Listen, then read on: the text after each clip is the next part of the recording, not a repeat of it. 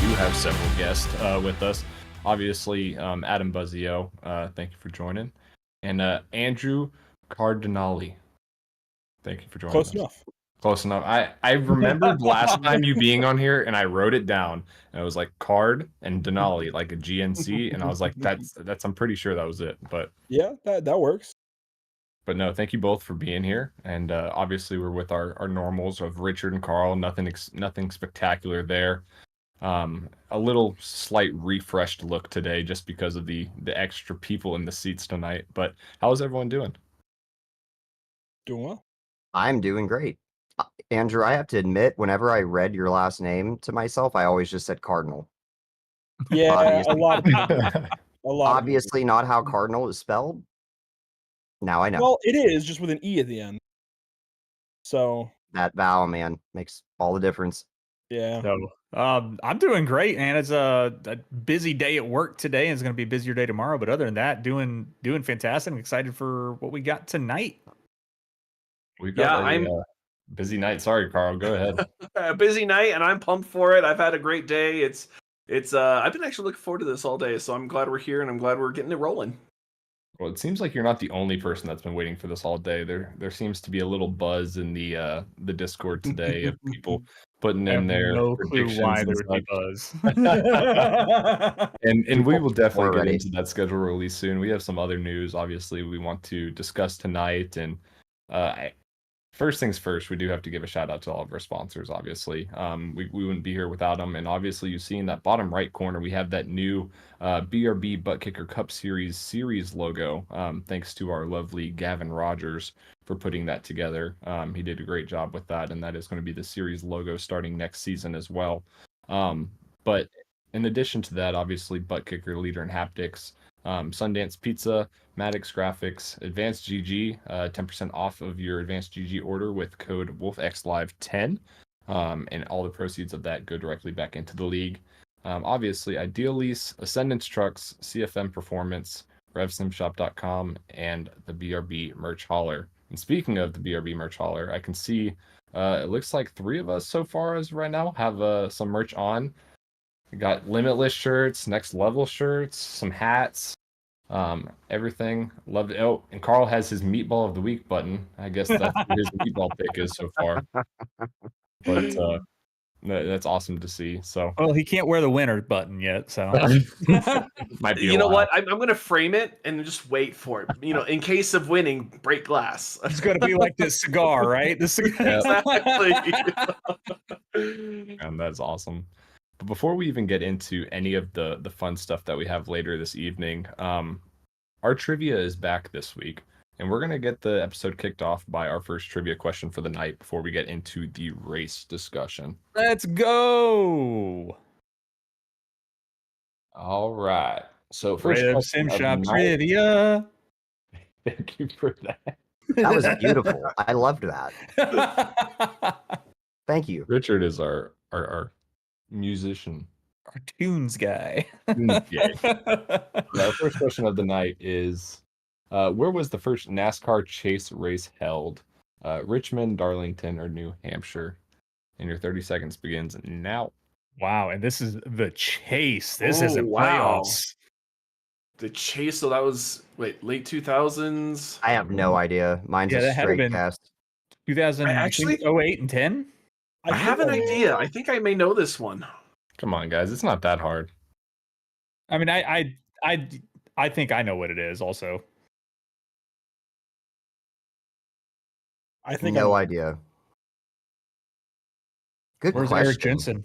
Yeah, come on. Yeah. Where's our Someone's- trivia points leader Richmond in the seems to be chat? the favorite. That does seem to be the favorite. I think anybody that votes after Zach King doesn't get points because they Googled. Jared, Jared is the first one. Jared disqualified. Disqualified. It sucks, don't it? I award you no points, and may God have mercy on your soul. Well, we will wrap that up there. And your correct answer is New Hampshire.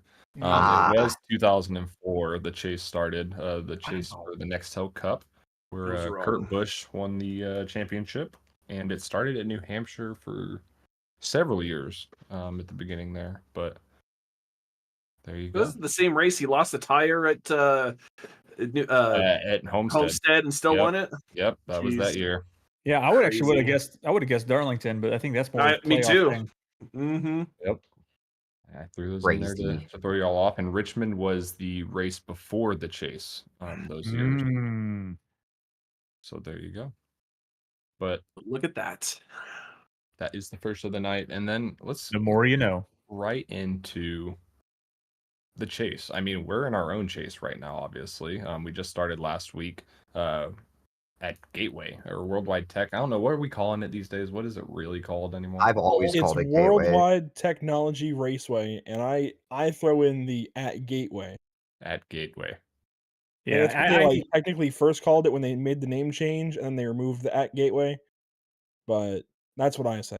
yeah, I've always called it Worldwide Tech, and then like people always get confused, like, what track's that? And I'm like, Gateway. They're like, okay. I'm like, oh, okay. Well, it's not Gateway Raceway, guys. Well, isn't Worldwide to be. Tech a company? Yes. So it's really weird to have a naming rights for a speedway, I feel. Well, also, this is the Lowe's same Motor Speedway. company that owns it. When they came back for the trucks, they lost power and everything for like 15 minutes. Remember that 2 or 3 years ago? Oh, goodness. It was hilarious. The Ruh-roh irony. Raggy. But we were there for the Idealese 250. 190 laps at Gateway was probably not the best idea in retrospect. I think it was our longest race of the season. Not You even think? looking at the stat right Longest now. I think it was broadcast of the 2 season, I think. hours and Had 35 to have minutes been, yeah. or something like that. It was ridiculous, and it wasn't even necessarily because of the cautions. Like, it was just a long race. I mean, roughly 35 seconds a lap, give or take, and doing 190 laps takes a while. But whoever wants to get us started off, bring us through your race, how it was for you, what you expected going in, and how it turned out going out. You know, I will going to start and say at the end of that race, I actually felt like I did a double stint endurance race. It was, my shoulders were sore, my arms were sore, my feet were sore. It was the exact opposite of what I was expecting for me, honestly, because I went into the race thinking, hey, I just want to qualify. I want to start in the back. I want to ride in the back for a minute and just let everything happen. Qualified 7th. So I'm like, oh, I don't really want to be here. Was up.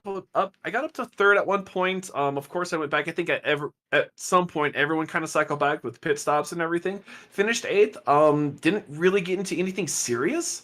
I think overall, I think I had maybe 21 seconds of damage to repair the entire race. So it was good for me. It was nice to get another top 10, my 4th top 10 of the season. So I'm happy with it. And whoever wants to pick up can pick up from there. You don't all have to stare at me like I, that. I was having a great race. I was having a great time. Qualified up front. Ran in the top 4, 5, 6, whatever, most of the race. Then early on in stage 3, it was right after a yellow had come out. I can't remember who brought the yellow out, but we were on a restart in the lap of the restart coming back down the front stretch. I watched it back a couple times. I just think Johnny kind of lost his spatial awareness for a moment. It was obviously not intentional, but he hooked me in the left rear quarter panel, and it was either go down into the inside wall and come back up into the field and kill everybody, or just let it go up into the wall. And I did, but it destroyed the car. I found out after racing around. I mean, obviously, I think I was in 4th or 5th when that happened. When I finally went into the pits, I had over 6 minutes of damage, and it was just toast. I couldn't do anything. I ended up finishing 18th, which was disappointing. Gateway is one of my favorite tracks. It was an Idealese race, and running up front, you know, I don't think I was going to win it, but we were definitely going to be up in the top 5 based on pace. So frustrating. Tried to keep most of my comments to myself and out of the Discord. I know it wasn't on purpose, but Ooh, I don't know if you did a good job doing that. well, I didn't realize Saab was going to actually use my quote on the internet. Hey, he's taking that role very seriously. All right. Yes. Any interview you do with Saab, guys, be prepared. He will pick and choose what he wants to post that you say. So He sure did, but We all need media training now. I don't know. right? I know. I don't know if Johnny's out there or not, but I'm over it. We're good. So no hard feelings, but I was quite butthurt at the end of Tuesday night. Yeah, and he definitely, I can tell you now in the Discord, he felt bad when it happened. He wasn't happy that it happened. But now I think I had the same boat with you, Adam. I was actually having overall a very good race. I had 2 situations where I money shifted. That was fun. Just going into the turn, and literally the car went from 4th to 2nd just instantly. There was no third RPM shift. It was just like 4th, 3-2. And then the car went around. The first one wasn't bad because everyone was able to miss me, but the second one it happened, I got up into Zach King, and I think who else was involved in that? I want to say Josh Anderson and Fritz. All 4 of us were kind of involved with that one. So that sucked. It ended Zach King's night, gave him his first DNF for the season, not necessarily DQ, but his first DNF for the season. I felt bad about that. And my car really wasn't damaged much. I think it had like 57 seconds of damage after that. So I was able to just fix it. Let's see. I know you had gotten into something with Catania at some point. Yeah, we got times. twice actually. Yeah, there was twice. The first time we did it, I got sideways that I kind of saved it. He gave me another tap which sent me fully around. But we didn't bring out a caution for that, and I dropped all the way back to the back of the pack. But within, I think it was like 15 laps, I had passed like 10 cars, so I was on a move to get back up to the front. But that was going into the turn. He was on the brakes a lot earlier than me, and I looked in the mirror and I saw him. I was like, okay, I've got room to clear him to go low to get with Zachary Brandvold. And as soon as I started going into the turn, when I was on the brakes, he had a lot more speed going into the turn. I didn't notice it. It was just a minor tap of the quarter panel is all it was. And it got me sideways. And he just sped up again and hit me. I think he was expecting my car to just kind of stay where it was. And I was on the brakes trying to keep the car stable. And he went to go low and gassed it up and hit me in the quarter panel again. It sent me all the way around to the infield. The second time we got into each other is when it really messed my car up. I was running top 5 pretty much all night. Also, once I caught back up to the field, I had speed at Gateway. I love the track like Adam. But I was expecting an earlier acceleration out of the turn from him, and I angled my car down to get a run, go to the inside of him, and I think he came down also at the same, like, it was very quick. It was a very quick moment. And I got into his rear quarter panel, and it spun him sideways, but that would have been if that caution would have came out, that would have DQ'd me. And over the radio, Carl gave a vouch for this because it was out loud saying it. I was like, no. I drove into his nose to straighten him out, so we didn't bring a caution out, but it sent my car to the inside wall, and I hit head on, and it caved the nose in. I ended up having like 5 minutes of damage to repair, and no caution came out. So I was like, well, we're just gonna kind of ride around and see what happens. But didn't get DQ'd. That was the biggest thing. Yeah, that would have been a tough way to start the chase there. But Andrew, from your perspective, you said it was one of the longest broadcast races you've done. What was your feeling like throughout the night? Obviously, we started with a lot of cautions, and then it kind of petered out, and we had a long green run at the end. But what was your takeaway from the night as a whole? Well, initially, I started the broadcast with no help. And I was a little bit scared because Adam had shot me a message earlier saying, I don't know what's going to go on, that sort of thing. And I was a little terrified, but because I don't see the practice races, so I have no clue what they go like. I just go off of what happens in the Discord. But I think overall, it was still a really good race. You guys do a fantastic job at that. Even through cautions, there's always really good storylines, a lot of good things to talk about. It's always easy to make a broadcast out of it, but it was definitely a more challenging race to make a broadcast out of because there were a few extra cautions, which you're going to have those races. You can't have really good races without really bad races. And it's just 1 week you have a really good race, 1 week you have a really bad race. That's just part of it. That's just racing in my opinion. So anyway, it wore on a couple of times. In stage 1, I was a little concerned when we had like 3 by lap 15. Then we got a couple of runs where there were a couple of laps before a caution came out. It's like, all right, so we're gonna get there. I think it was a really, really tough car and track combo. And, I knew that going in based on what Adam sent me. And we had a broadcast there a couple of weeks ago, actually, with a different league. Same car, different setup. They ran a setup from Team Conti. So that, I guess, they gave them a little bit of an edge as far as handling the car at the track because they didn't have as many cautions. If anything, I think it's a wake-up call that some of these default setups maybe need some more work. Oh, I Yeah, think I don't everybody think that's a across secret. iRacing, everybody complains about how these setups are for the fixed series because it's just Yeah. they either always make the car too loose or too tight. There's never a good medium when it comes to iRacing fixed setups for these cars, and I don't know who they have in charge of making these setups, but I think they need to think kind of reevaluate that. I got to agree too. And the weird thing is, up until maybe last season, last year, whatever you want to say, I don't remember really having issues with the fixed setups as much as we have, maybe this season. Whatever they did to Gateway made it awful. I don't ever remember Gateway being that temperamental. I mean, it's a technical track because it's a shorter flat track. So yeah, it's more difficult than going out, and running a mile and a half or whatever. But I remember that first night in practice, and I mean in the practice race, I was like, man, I mean, you had to be so careful, which makes it fun, to a point. But we do have drivers of all different skill sets, so. And it doesn't even need to be a skill set issue. I lost it twice in the practice race, completely unexpectedly. Now that didn't happen on Tuesday, but and Watkins Glen's another good example. We're heading to Watkins Glen next week, and I didn't put in a lot of laps, so I don't want to speak like I'm too educated on it. But the car feels totally different than it did the last time we raced there, which was just did we race there in season 2?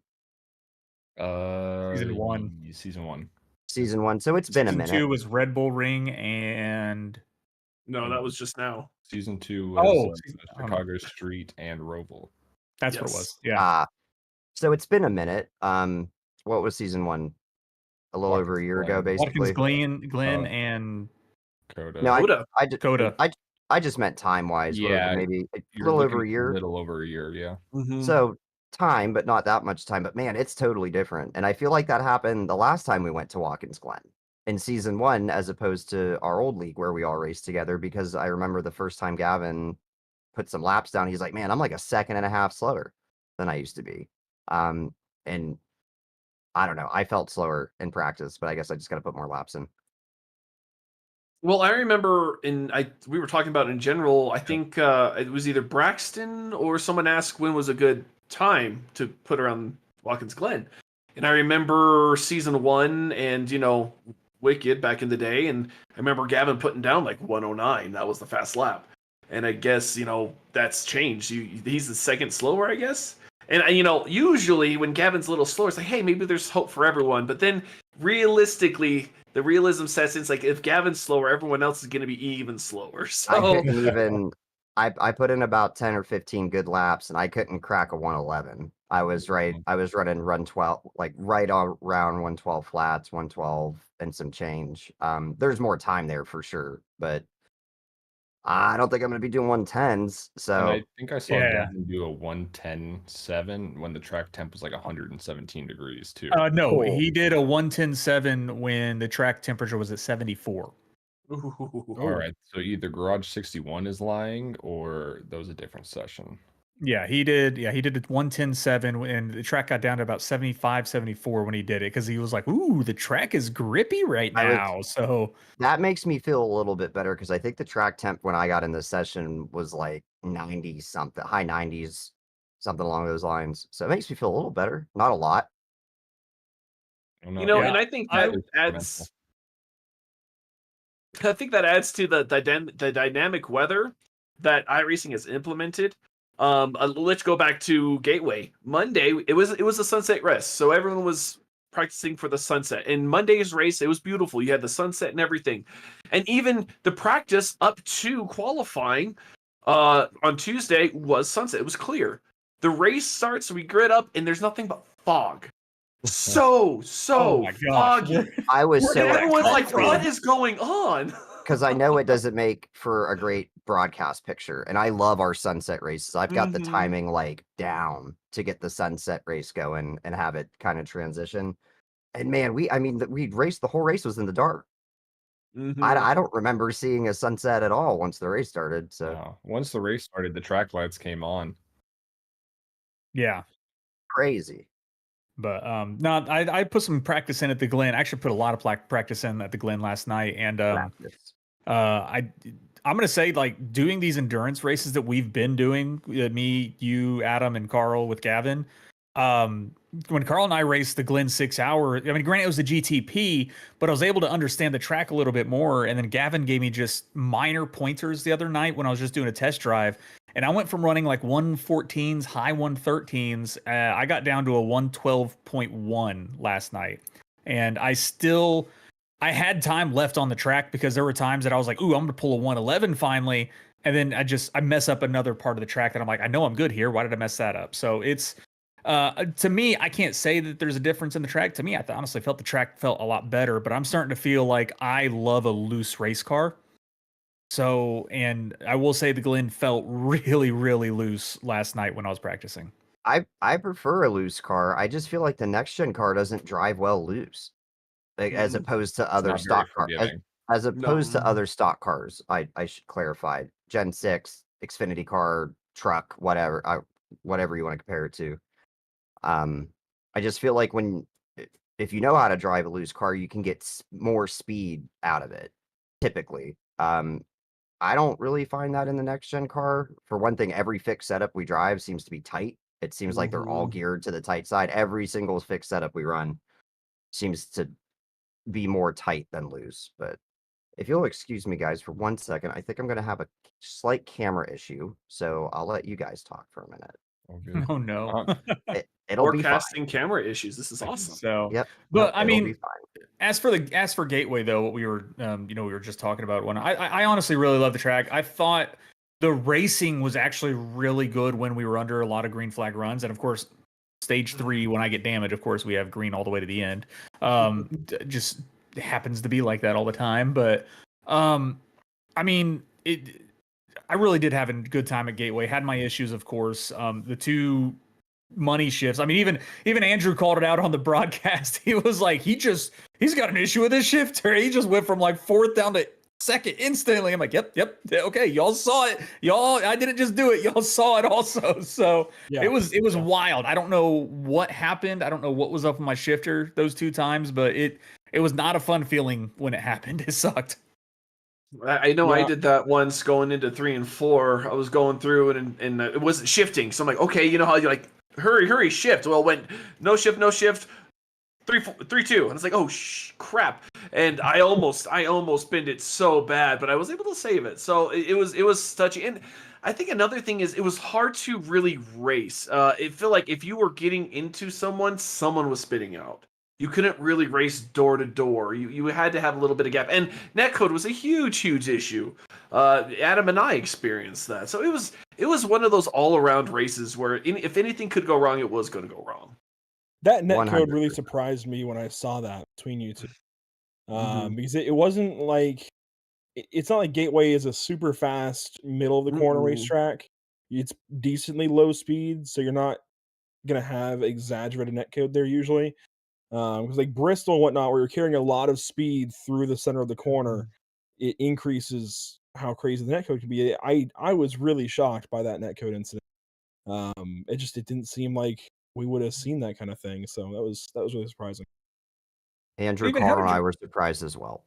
I think that's fair to say. But Steven, how did your race go? You didn't really talk about your race. I mean, it was a fine race. I don't really care for Gateway as a whole. I just don't like flat tracks. I don't know how to use the brake. I don't know how to use the gas coming out of the corners. I mean, I don't even know how to turn the wheel going into a flat track either. So it's kind of just a mixed bag of what I get. Qualified pretty good, and my plan was just to really just stay up there with the track position all night. I know I didn't have the speed to win it, so during that third stage, the leaders went in, and I kind of made up a bed of I'm gonna stay out as long really as I can reasonably, to hopefully maybe a caution comes out and I catch a couple guys a lap down, and I think I stayed out 10 or so laps afterwards. And then at that point, I was like, I think I have to go in at this point because I can't make it to the end, and I don't want to give up too much time to the guys behind me just in case, and really lock down the top 5 or whatever it was. And it was relatively uneventful. That Carl and Adam netcode situation unfortunately gave me a little bit of damage and had to come back through the field, but it wasn't too difficult once I was on a different tire strategy. And then obviously my incident with Isaiah, I think it was right there at the end of stage 1. Rev said it was netcode, and in the car it felt strange, but it felt terrible, obviously, for the outcome of whatever happened, and I had a good conversation with Isaiah about it, but it was just one of those things. But someone's got to do something to catch Mason at this point. We can't let him run away with it, is all I'm going to say with that. Yes. Well, Agreed. Johnny is doing what he needs to do. He's being consistent. He's the only driver now that has finished top 10 in every race this season. Mhm. So right now he's in a good spot to capitalize if Mason were to make a mistake. But Mason needs to make that mistake first, I feel. Right. And those mistakes are just so much worse now without the fast repair. Or they're magnified that much more. It's just he hasn't made that mistake yet, whereas he did last season a couple times in the chase. I think Talladega was one, and then Vegas with y'all as well, were 2 big mistakes he had made, and he hasn't made that mistake yet. We're also going to Watkins Glen next week, which I would consider to be one of his better tracks. So it's going to be really difficult. If he has another good race, then Talladega obviously is up in the air, but he might have a good enough point gap where it might not matter.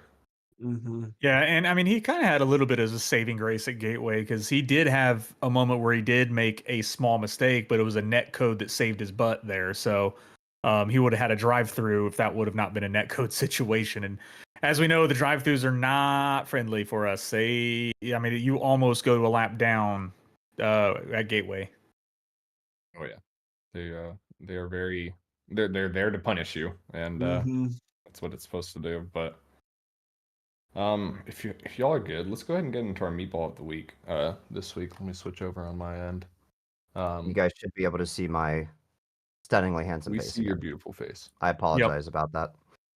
And new to the meatball of the week this week, Saab Bakris, or whatever we want to call him, Saab has started a meatball of the week poll on Twitter for each race, and we're going to include his response here.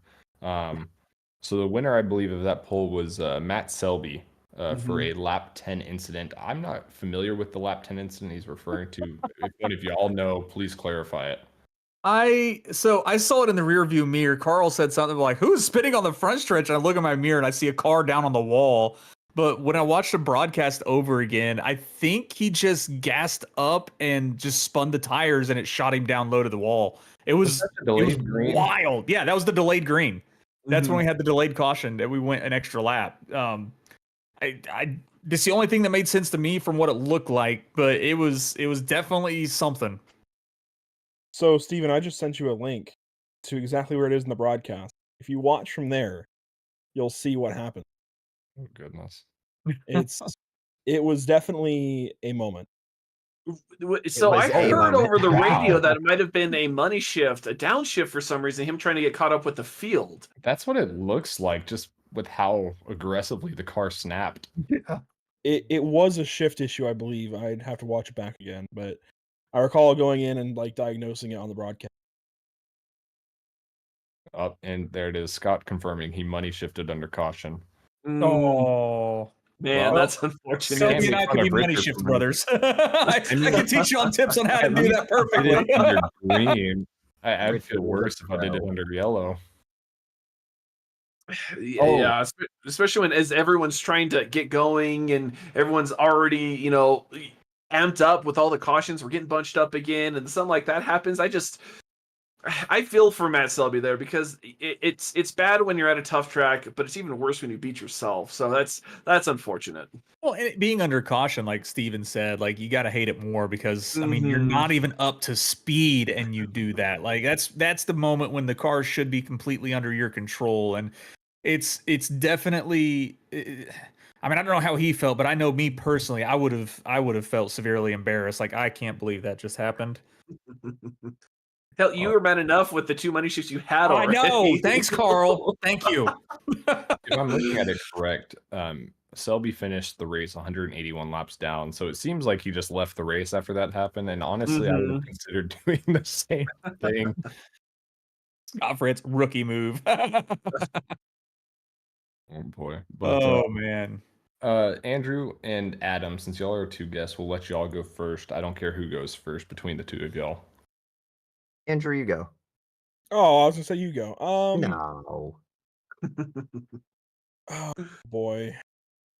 I want to give it to somebody's an object, not a person, because I would hate to give it to this person because he's in here. Hi. Thanks. I'm sorry, Richard, but it's gonna have to go to your shifter I know. because both of cop those out. I just went and looked. Well, both of those were in stage 1. Yeah, They couldn't I even get know. through stage 1.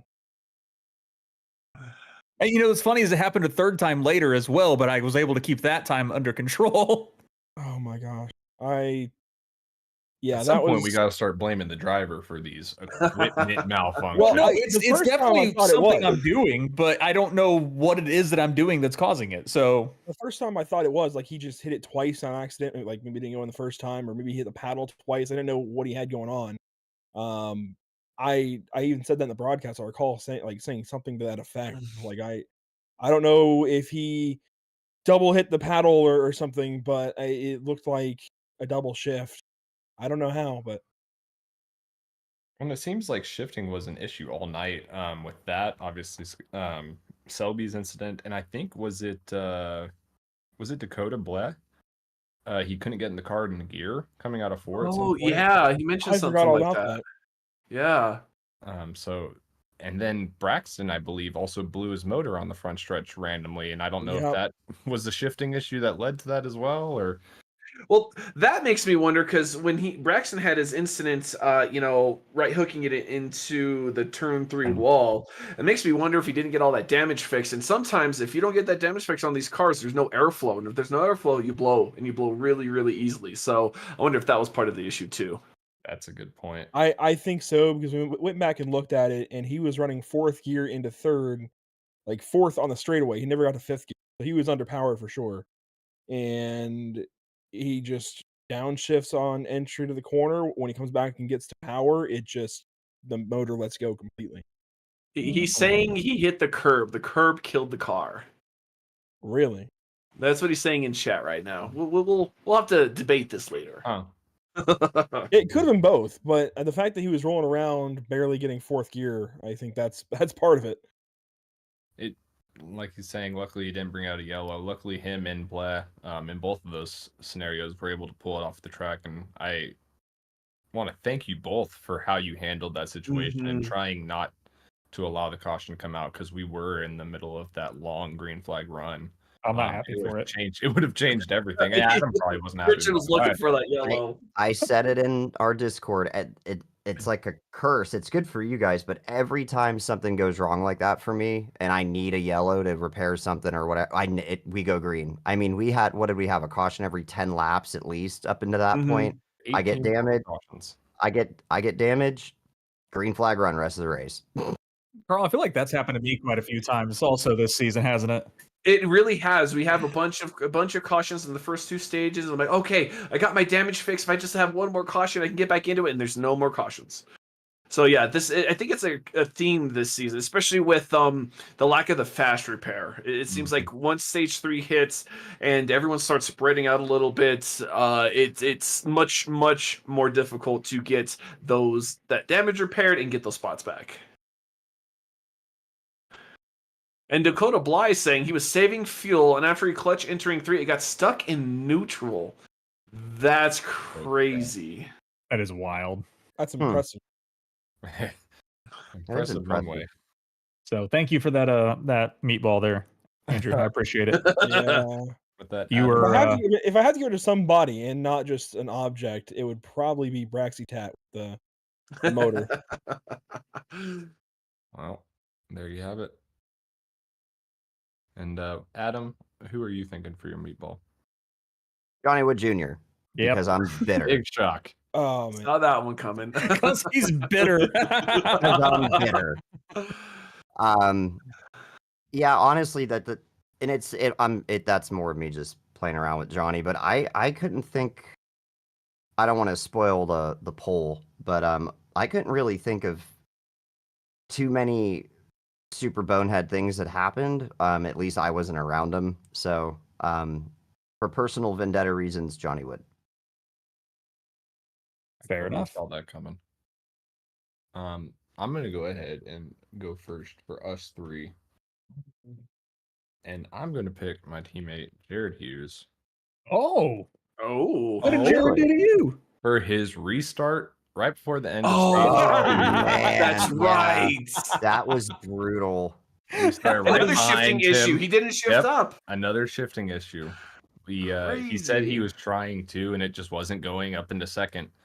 Right off restart, and I restarted behind him, and I'm pushing him, and he's not going anywhere. And then I see Brendan behind me get out of line because Jared's not getting out of line, and I don't know how everyone didn't die from that whole incident. So Yeah, it was kudos He to did a him. fantastic job getting to the inside quick, though. He did. Massive stack up though. Good Yes. job on Mhm. everybody's part, not create, because that would have been. I mean, that would have been the whole field. So Yeah, it was not I was great. happy I was in the outside line that time. I wish I chose outside because I think that cost me four spots at the end of the stage there. Oh man. So just because of that, give it to Man, yeah. Jared said, "I second that." Pun intended. Jared. Oh, Uh, man. I appreciate. Alrighty. Go for it. I'll go. Go for it. Just because it was just amusing to see, I'm gonna have to give it to Brendan Maddox for shipping his teammate Dustin Stallings into the turn because of different braking. So A Oh lap my one. goodness. Okay, I'm just gonna stir the pot here for a second. I remember at IRP you got into Brendan lap one. you know, there I was a blow up situation. I was thinking Brendan that got also. into Dustin lap one, but there was no blow up situation. Mm-hmm. That's all I'm gonna say. Weird. Mm-hmm. Weird. So I trust me, that went through my mind when I saw that it was Brendan not braking in time for Dustin. I was like, interesting, no blow up over the radio this time. But that's just because it was a funny moment. That's why Brendan gets my meatball of the week for that. Man, there were a lot of good candidates this week. All right. Well, that's funny. Thank you, Richard, for putting Brendan, because I was stuck between that incident or Braxitat himself. And I before I want to preface this by saying he did really well. He led some laps. He still needs to learn to catch up with the pace car and stuff like that. So he did really, really well. But you don't do really, really well and then take out your teammate again. It's same incident kind of with Brendan, because I don't know what happened because I was a little behind it. Braxton and Gray Walker kind of got into each other, and then next thing I know, I see Braxton, the 33, sharp right into the outside wall in 3 and 4 and spinning like a top. He must have got in 3 or 4 revolutions before he finally touched down. And it's another instance where teammate on teammate violence. So Braxton, sorry, buddy, you're getting this one for me. That's a really good one, actually. That was a good one. Yeah, that card, that just a hard right. He tried to save it, I think, is what it was. And Adam even said, like, when you get sideways, the car just wants to snap hard right. So It was definitely one of the hardest hits that you could possibly see at Gateway. Oof. And another thing I want to call out of Adam, when you got in that incident with Johnny, it's really interesting at Gateway because of the concrete walls on the straightaways. You really didn't hit the wall that hard. I mean, it was tough, but a 6-minute repair, I believe it was. It was over. Yeah, when I went, it was almost 7 minutes. Once I saw that 6 is the first number, I didn't pay too much attention, but it was over 6.5 minutes of damage. Man, oof. It definitely made a difference. I hit it hard in the set. There was secondary contact too. If you watch the broadcast after I get hooked into the wall, the toe link was destroyed on the car and I couldn't turn into one. So I then ran into the safer barrier as well. I don't think that added much. I was pretty slowed down at that point already, but I knew when I hit the wall, I knew right away that it wasn't gonna be good. So I wasn't surprised. I was surprised by the time, but not the fact that the car was broke. I think that actually reminded me of something I've noticed recently since that last update. It's like the cars are more fragile, but at the same time more durable, if that makes sense. In It's weird ways. Yes, it does make sense because Because- there was heavy hits that caused no damage, and then there was like light hits. You're like, oh, I should be good. It's like, oh, you got to come in for damage. There's a meatball. It's like, I'm sorry, Not- what? Not only that, but the car seems more breakable in terms of like the amount of time you get on pit road to fix something. That's what I mean by more fragile. But it seems more durable in the fact that I I think I would have had a meatball up until recently. And we've had a couple instances too. Jared experienced it the first week we didn't have a fast repair where you go into the pits and your crew chief literally says there's too much damage, we can't fix it, and it just doesn't let you leave the pits, which I had never heard of or experienced before. Carl has also seen this, obviously. Richard too. I haven't got it yet. Knock on wood, but we'll. You know, I'm sure and- Jared. You mentioned that, killed Adam. Jared, right? Yeah, that's right. You Right. mentioned that, Adam, and it's kind of funny because with our netcode incident, I into turn 2 wall, and then here comes Josh Anderson right into my passenger door. I'm like, oh man, I'm gonna have like 3 minutes of repairs. This is gonna suck. So I come in, get tires, 21 seconds of damage. Yeah, it's That's really it. odd. It doesn't. Now, granted I hit the concrete, so more damage is to be expected. But I mean, 6 minutes at Gateway, man, you would have thought I'd have to T-bone somebody or just some kind of catastrophic contact. I mean, I forget who it was. Was it Braxton who got set into the wall and spun around 14 times, and then he Yes. was still like, dude was still driving around. So it's interesting with the changes they've made. I'm not necessarily against it. I wish it seems to be a bit inconsistent in the experiences I've had, but we have what we have. So I just thought that was something to touch on real quick because I know that's been a point of conversation in the league and kind of on the iRacing pages and things like that is kind of the new cup damage model. So It definitely has been. It's been very difficult to really understand how much damage you have until you're getting it repaired. That's a really good way to put it. I feel like you could gauge the damage a lot better before. You know what I mean? Like when I would have never thought I knew I was hurt, but I didn't think I thought I was going to be able to pit and come back out and drive the car at least. So not the case. Sure. Chad is mad, by the way, that I didn't get an official meatball of the week. Give It's it time. official in my heart. Give it time, chat. Still a couple races left. He'll get a meatball. Hey, there's here one in a loose little nut bit. behind the wheel, so there's one guy who controls the shifting. I think by proxy. Well, with that, let's go into our updated chase standings after Gateway. So we only have 4 races left in the chase, that being Watkins Glen, Talladega, Rockingham, and finishing it off at Homestead. So your top 12 shakes out as this. Mason Houseman extends his lead a little bit over Johnny Wood Jr. in second, 22 back. Isaiah Sutherland lost a little bit of ground, but still holding strong in third at 33.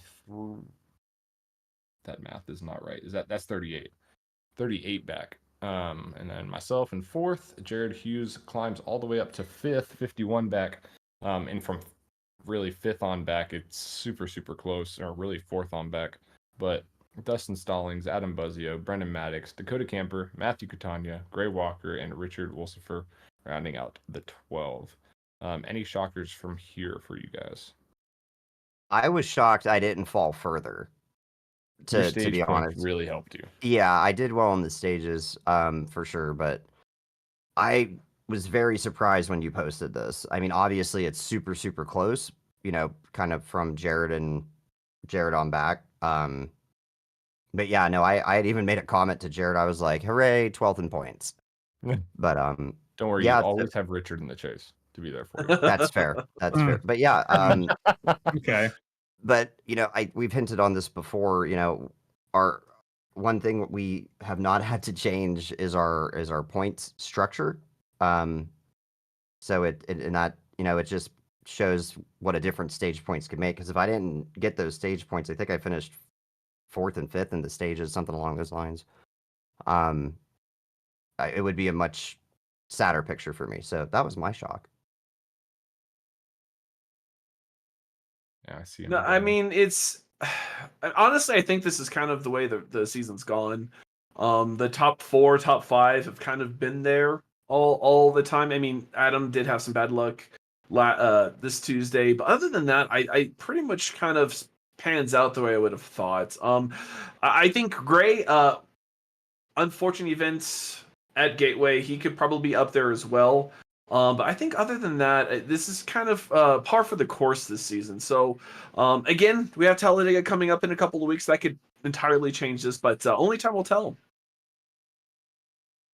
Yeah, It is unfortunate to see certain couple of drivers as low as they are after what went on. Gray and Richard, both unfortunate races, for sure, because they're quite a ways back now. Even Matthew, Tanya, just unfortunate races. It's what happened to Matthew? Because he was That was Richard me. happened. Oh, all right. I was trying to make a pass on him for God, who knows how many laps. And I had a little bit better tires, I felt like, than him. And I got on the gas a little bit sooner than he did. And I was trying to angle my car to go underneath him, but it looked like he also came down as well at the same time when I got in the gas. And I just got into his left rear quarter panel. It didn't wreck him. It got him sideways, but I prevented him from causing a yellow, which would have DQ'd me. So I kept him going straight and it pushed me into the wall. But he didn't spin or wreck. I spun him out or spun him sideways a little bit, got him straight again, and he kept going. After that, I don't know because I was too damaged to keep up with the pack. So, that was it. He had a decent recovery drive through the field. I think he still top 10 out of it, so Yeah. not bad, all things considered. But yeah, it's just unfortunate because there's been a lot of speed out of each one of those drivers, and so including you, Richard. It's unfortunate to see how far back you guys are after one race of the chase. Hey, yeah, I mean, I had top 5 pace. I had top 5 pace all night. So to finish, what did I finish? Like 18th? I mean, that's a 13-point swing that I could have had. Yeah, that's what gets me too, Richard. That's the same thing I looked at. I think I actually finished 18th. I think you finished 17th. But if I would have just finished where I ran most of the night, 4th or 5th, that the points look a lot different. You know what I mean? I quit counting. I was in 5th place in points for I think like 6, 7, 8 weeks in a row. But that just goes to show what one race can do. You know what I mean? Obviously, Mason and Johnny too. They both have a nice little gap there. But man, you have not even a bad race. Like look at for example, with me, I had a objectively really good race until the last stage. But man, with the field being the size that it is now, you just can't have one.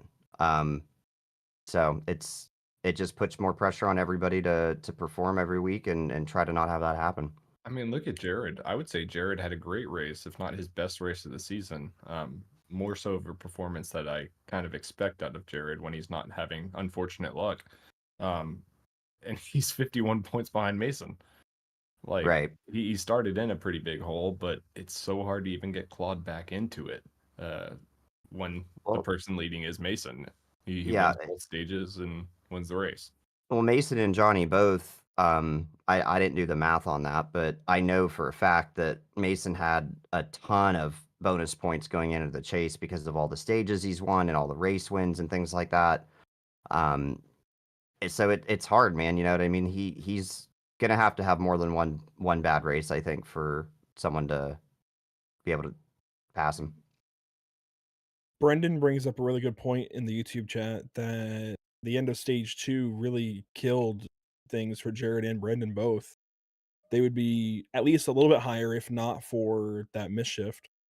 I can also agree with that for myself speaking. Yeah. Yeah. Yeah, I mean, I would have had stage Okay. points in stage 1 if I did a money shift twice. I mean, Well- we talked about how important those stage points really are.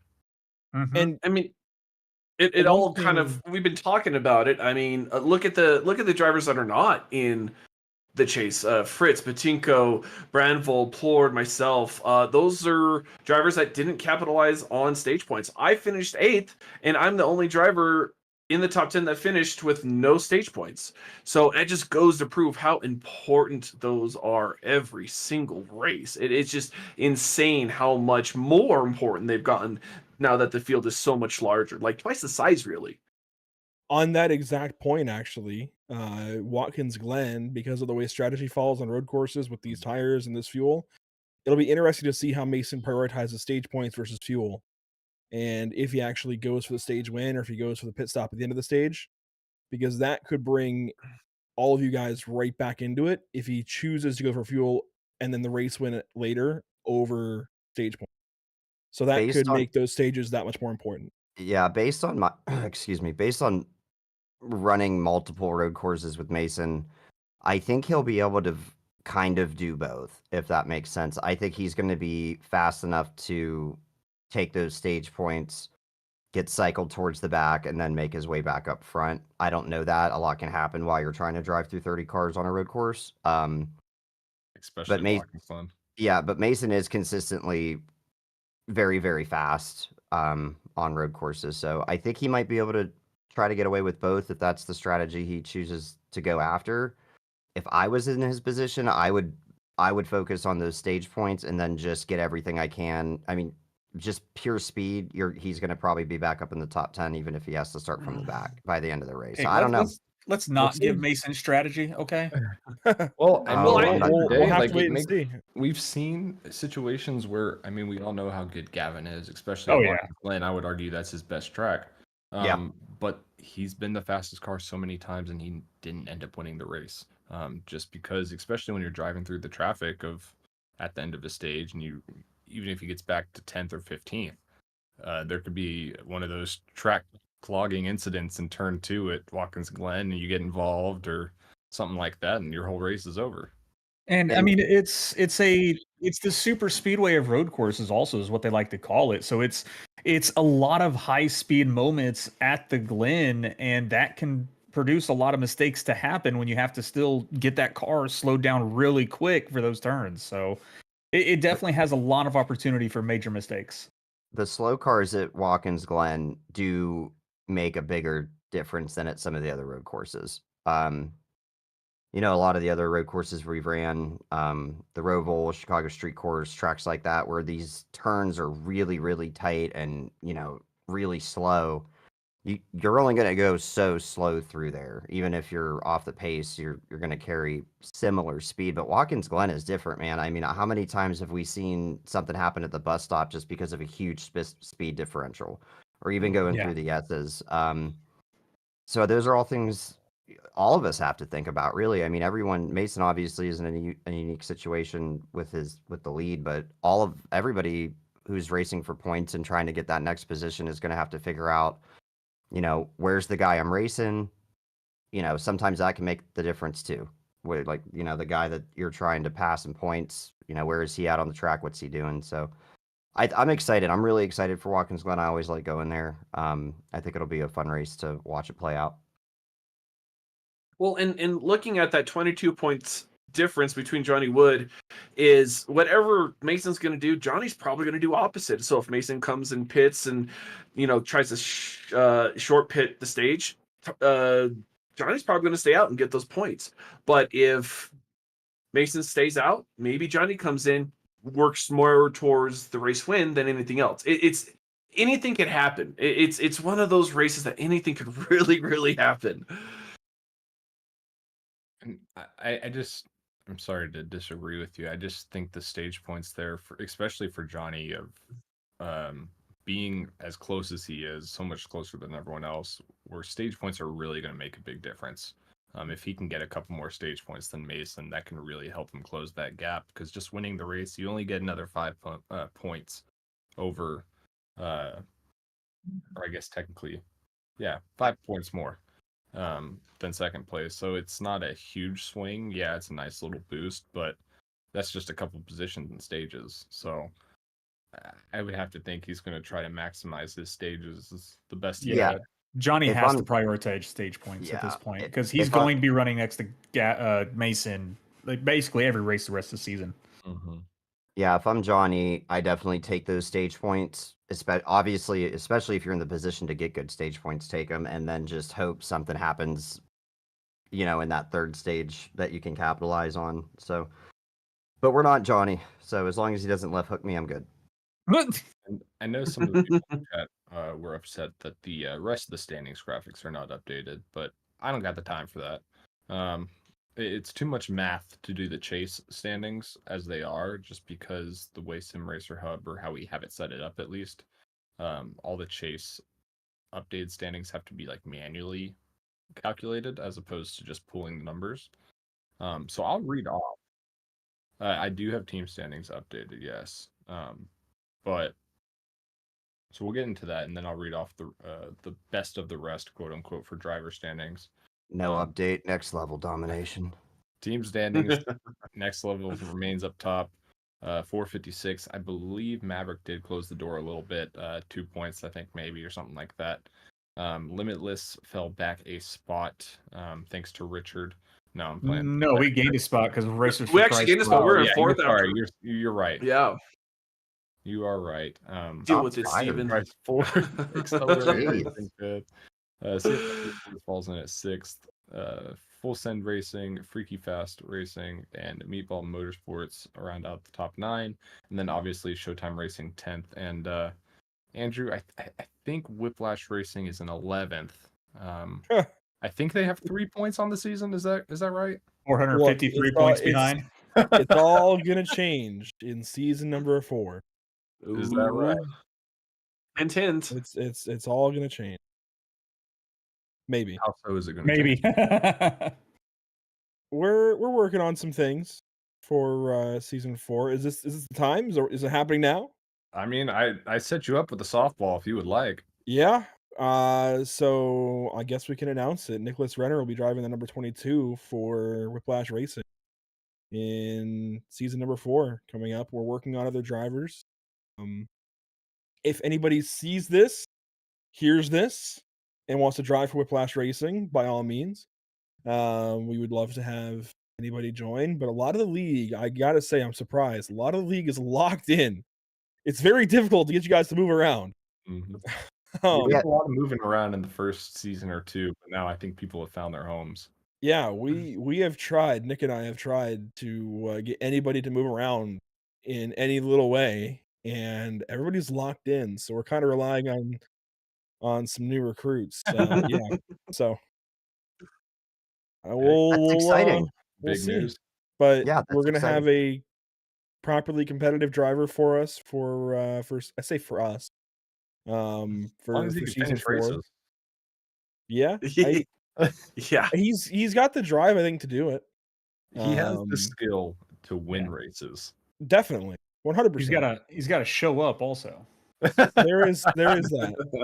There is that. But he seems driven for season 4 to get out there Awesome. and run every week and go for a championship. Awesome. That's exciting to see. That's exciting to hear. And I definitely, I mean, I do enjoy Nick on the track, but yeah, he is fast. I think he could definitely be a competitor up there, racing for wins and racing for a championship for sure. It's just, it's little things a lot of drivers deal with when they're trying to get into their groove, is just fixing those minor mistakes that ruin a race for you. So it'll be awesome to see Nick show up for a full-time season with a team that's not one he just put together for just to have a team. And yeah, it'd be great to see him in every single race next season. It'll be great. Yeah, I gotta admit, I'm very impressed by Nick this season. I feel like he took a big step from last season to this season. I was very surprised with his road racing ability. We did the 24 hours of Daytona as a group. Me, Richard, Carl, and Gavin, and I know Nick was doing it as well with a couple guys. And during my off time for our race, I was kind of following along with his race, and I was really impressed. I didn't know he was putting in that kind of work on the road courses. So if Nick can just not beat himself, he's very fast. I mean, when he's on it, he's on it. He's just got to clean that up a little bit. But that's exciting. I'm glad to see him on a team that's actually a team and structured, and look forward to seeing you guys out on the track next season. Structured pretty loosely. We're working on it. We're working on it. Hey, We have but things in the pipeline. Structured nonetheless. Yes. How many different numbers is this for Nick? Is this 3 or 4? It got to be 4. Because I think he I switched swear. halfway through season 1, 2, or 2. I don't remember. We're going to go with 4. That's the official for sure. But no, super exciting news, and we hope nothing but the best for Nick as well in his new home. Or I guess he actually has a home now, because I guess he is on the team this year by himself. Yeah. He's no longer the homeless. questionable team name. Mhm. But with that, let's see. Second trivia question. Yeah, let's do a second trivia question before we even get into possibly the schedule release. Ooh, teaser. Oh, there's Dakota Bly. Nick was 48 when he joined, then 34, then 11, and now 22. There you go. The verdict has So, been handed down. The answer is 4. there it is. I mean, if you're going to be consistently changing numbers, that's something, right? It's something.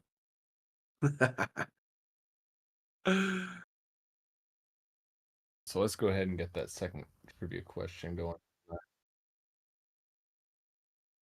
I got it changed. Oh, yeah, that's fine. You guys are wondering who the disembodied voice Steven is talking to. That is our producer, Robert. I'm Disembodied talking voice. to myself. We promise he is not possessed. We can hear Robert. You cannot. Well, I Oh, had man. changed it over, and I was like, he's gonna switch the screen, right? I didn't want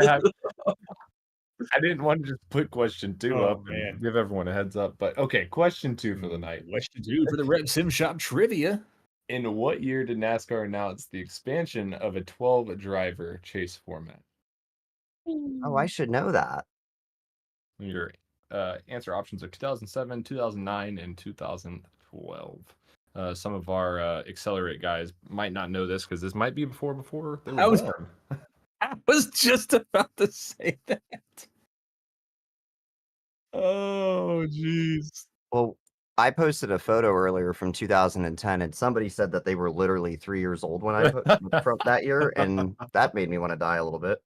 That's fine. I think it was Braxton said that his dad was turning 37, I think last week or this week or something like that. And I'm like, oh, that's 37? okay.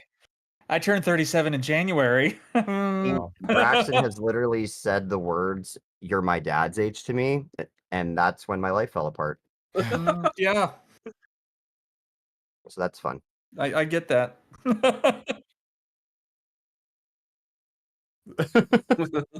I'm gonna say for my pick, and I put it in the chat already. I'm gonna say 07. His dad that's turned the- 37 3 days ago. That's the year I joined the military, and I feel like I kind of went through a NASCAR break, and I feel like when I came back around 2009 or 10, everything was different. So I'm gonna go with 2007. And Dakota says 09 because they tried to stop my guy Jim, being Jimmy Johnson. He has the right idea, but they were a little ahead of the curve there, because it was 2007. All right. the change to 12 drivers. So I got one right. My day is made. The dads of BRB. What? Means we're old, Richard. I guess. they're old. I What hate do it y'all here. think? Do y'all think we should do a Watkins Glen preview? Yes. I don't know. I'm pretty excited to talk about some other stuff. We touched on some Watkins Glen stuff already, We but do need to do our predictions. if We Carl do. wants to do a race walkthrough, we can do a race. Oh, walkthrough. I just love teasing the watchers. They're all waiting for the reveal, and I like just I know. leave them Let's hang. do an abbreviated preview for Watkins Glen. We'll pick our winners, and then we'll go from there into the season or the schedule release. Oops. Oops. Oop. Oh, If you oh, can switch what it is back happening? To our main camera, I have to redo something on my screen real quick. Oh man, Steven messing things up with Robert in the background messing things up. Hey, Also, hey, two wrongs don't make it right. my camera has not disconnected. I think we're good to go, boys. Yeah, your camera works now, but your shifter double shift down. I know. Right now, I gotta get. Oh, there it is. Womp, Hey, what's the womp. return policy on that wheel, Adam? There Oh. isn't one. But Damn it! love All right, you. so we talked about Watkins Glen a little bit. We are going to Watkins Glen next week for the breast cancer awareness. Is it the 150, 125? 150. 150. Yep. Stages are 15, 30, and we end the race at 60. You came here prepared, Richard. That's why you're here. So I appreciate literally that. just looked because I was curious about 10 minutes ago. Well, thank you for that. But yeah, we talked about it of potentially going into to pit before the stage ends to get fuel and set yourself up for the next stage. I'm curious to see how many people actually do that with only a 15 lap stage. I can't see it being much. The third stage, you will have to make a stop at some point though to get fuel to make it to the end. I'm pretty sure, at least. Being 30 laps, yeah, you're definitely gonna have to. Yeah, because I would be think the range would be 25, 27. thereabout. So I wanna say it's you short. could. Richard and Dakota Bled are like, I'll try it. I will try it. What Lift do and I gotta coast. lose? Lift and coast. What do I gotta lose? I'm already last in the chase anyway. Oh. From a very talented driver that green flag pit stops at Watkins Glen can cause some drama and speeding penalties. Oh, don't rub that in. I'm sorry, I'm man. sorry. Don't. I hope Gavin's not listening. he was he was not happy with himself. I mean, I would imagine not. if Gavin can get an all of us can do the exact same Scott Fritz, leak it already. Not yet. You can wait. We're getting there. We're just a couple That got minutes dark. away. Gonna wait even longer now. But yeah, I don't know what else you all want to cover regarding Watkins Glen. We have our quote unquote road course ringers, I feel, and we know who's faster road courses in general. Yeah, it's, and we touched. it's so hard to take every lap really well for me because you have turn one, that 90-degree to the right, the S's, you don't want to hit the curbs there. The bus stop is probably the hardest section for me because you can lose easily half a second if you take the bus stop wrong. And it's you got to line it up just right. And Braxton again was showing pictures, and he's like, "Oh, look how close I got to the wall." It's like that's the line. You need to get that close to the wall to have that line through the bus stop. And how many people are going to smack that wall? Have some toe link damage, either the front or the rear? Are we going to have a track blockage through the bus stop or through the S's or something like that? And it's entirely possible. If we have another 28 cars show up like we did Tuesday, we could have a track choker. So it could be fun to see. It could be chaos. It could be very, very easy to run, and we could have a very uneventful race. But anything could happen. Everyone was saying anywhere between hot, cold, could be grippy, could be slick. It's one of those tracks where it's really hard to predict how it's going to react. Well, I will say this: we don't have to worry about rain for you, Carl. So I think you'll be. That's good. That is good. But to answer Brendan's question about track limits, we don't have a limits, a cap. So use the runoff. They do it in the Cup Series. Use it. The only problem is on turn one, that runoff. You go out too far, you will get a slowdown penalty.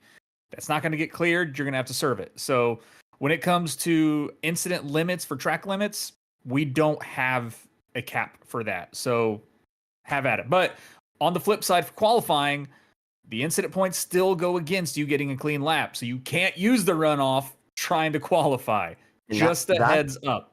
And that's very important because I'm one I abuse track limits at every single road course we go to. I remember when we ran Coda a couple seasons ago. I think I looked at my season long like what incidents or off tracks or whatever you want to incidents, and I had like what I'm making up numbers, but let's say I had 20 going into Coda. I left with like 131. But Steven was bad too, if I remember correctly. But for qualifying, still a record. Specifically, if you're like me or maybe Steven, you get used to taking those off-track lines. That's how you learn to drive the track. That's how you get your speed out of it. And then you go to qualify, and you have to totally adjust your line. So it's important to find speed without it.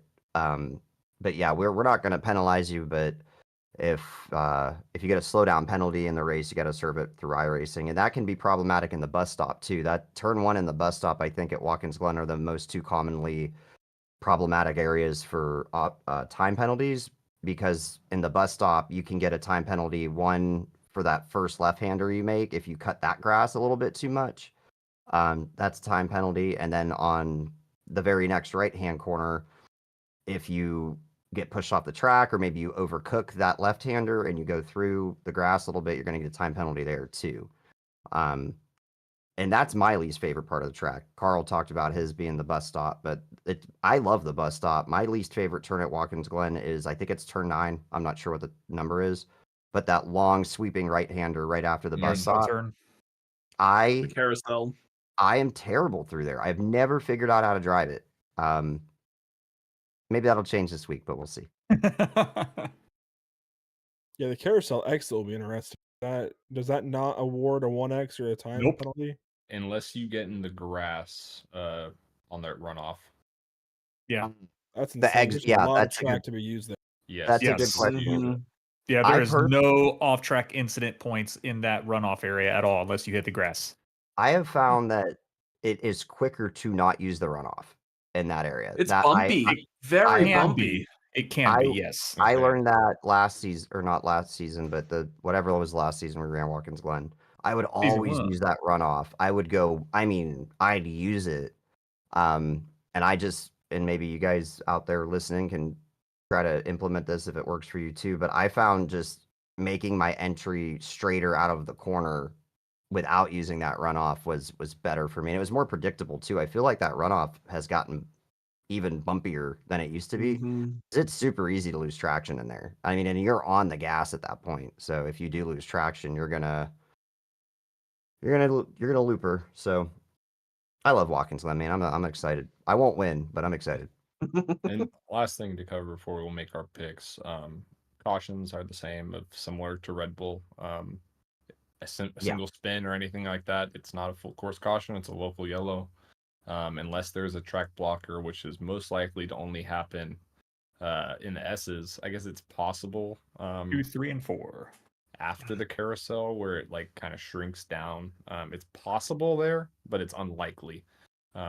So You have to go under the carousel. I wouldn't necessarily say that, because that runoff, if you don't take it right, car does get very upset and loose, and a lot of people will slide all the way to that narrow part, and it could easily cause a blockage.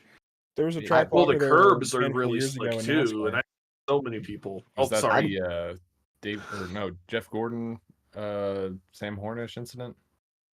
That there have been a couple actually, because there's one with Jeff Burton there. There was one with Michael McDowell, I think, almost went in the. There have been a couple of really big crashes in that part of racetrack. I would Yeah, make an that's argument that possible. you could have a track blocker at any corner in Watkins Glen, to be honest. Not the I'd be carousel. surprised if you could do it in turn 1. Huh, yeah. Maybe not two. maybe not turn 1. Probably in not the bus stop carousel. either. Yeah. It depends You know, on what your the, definition of a track blocker is. If your definition is, I can go straight here because there's asphalt, then no. But Well, I know last year the MX-5 had a track blocker there in like lap 2 or That was lap the 1 or SS. something. That I was heart- crazy. I heart Miatas. Those are so They're fun to They're watch. They are so a fun blast to to watch. watch. If you guys don't watch the MX-5 series, man, you are missing out. And then Laguna Seca, they had a rollover too. So just FYI. All right. I know a lot of people are wanting to see this season release, so I say we Well, let's move get Watkins Glen a little bit faster. Andrew, Adam, your picks this week? You Andrew? let me go first Oh, for the meatball, so you got to go first now. oh, okay. Well, I'm not gonna pick the obvious one. I'm gonna let someone else do it. I don't think But- any of us can pick him. Oh, really? Why is that? I'm gonna just challenge us to not. Well, my pick is I went through some of the road course results from the last two seasons or so. I'm gonna go with Johnny Wood Jr. I think he's in the position to do it, and he's motivated, even though he wrecked me.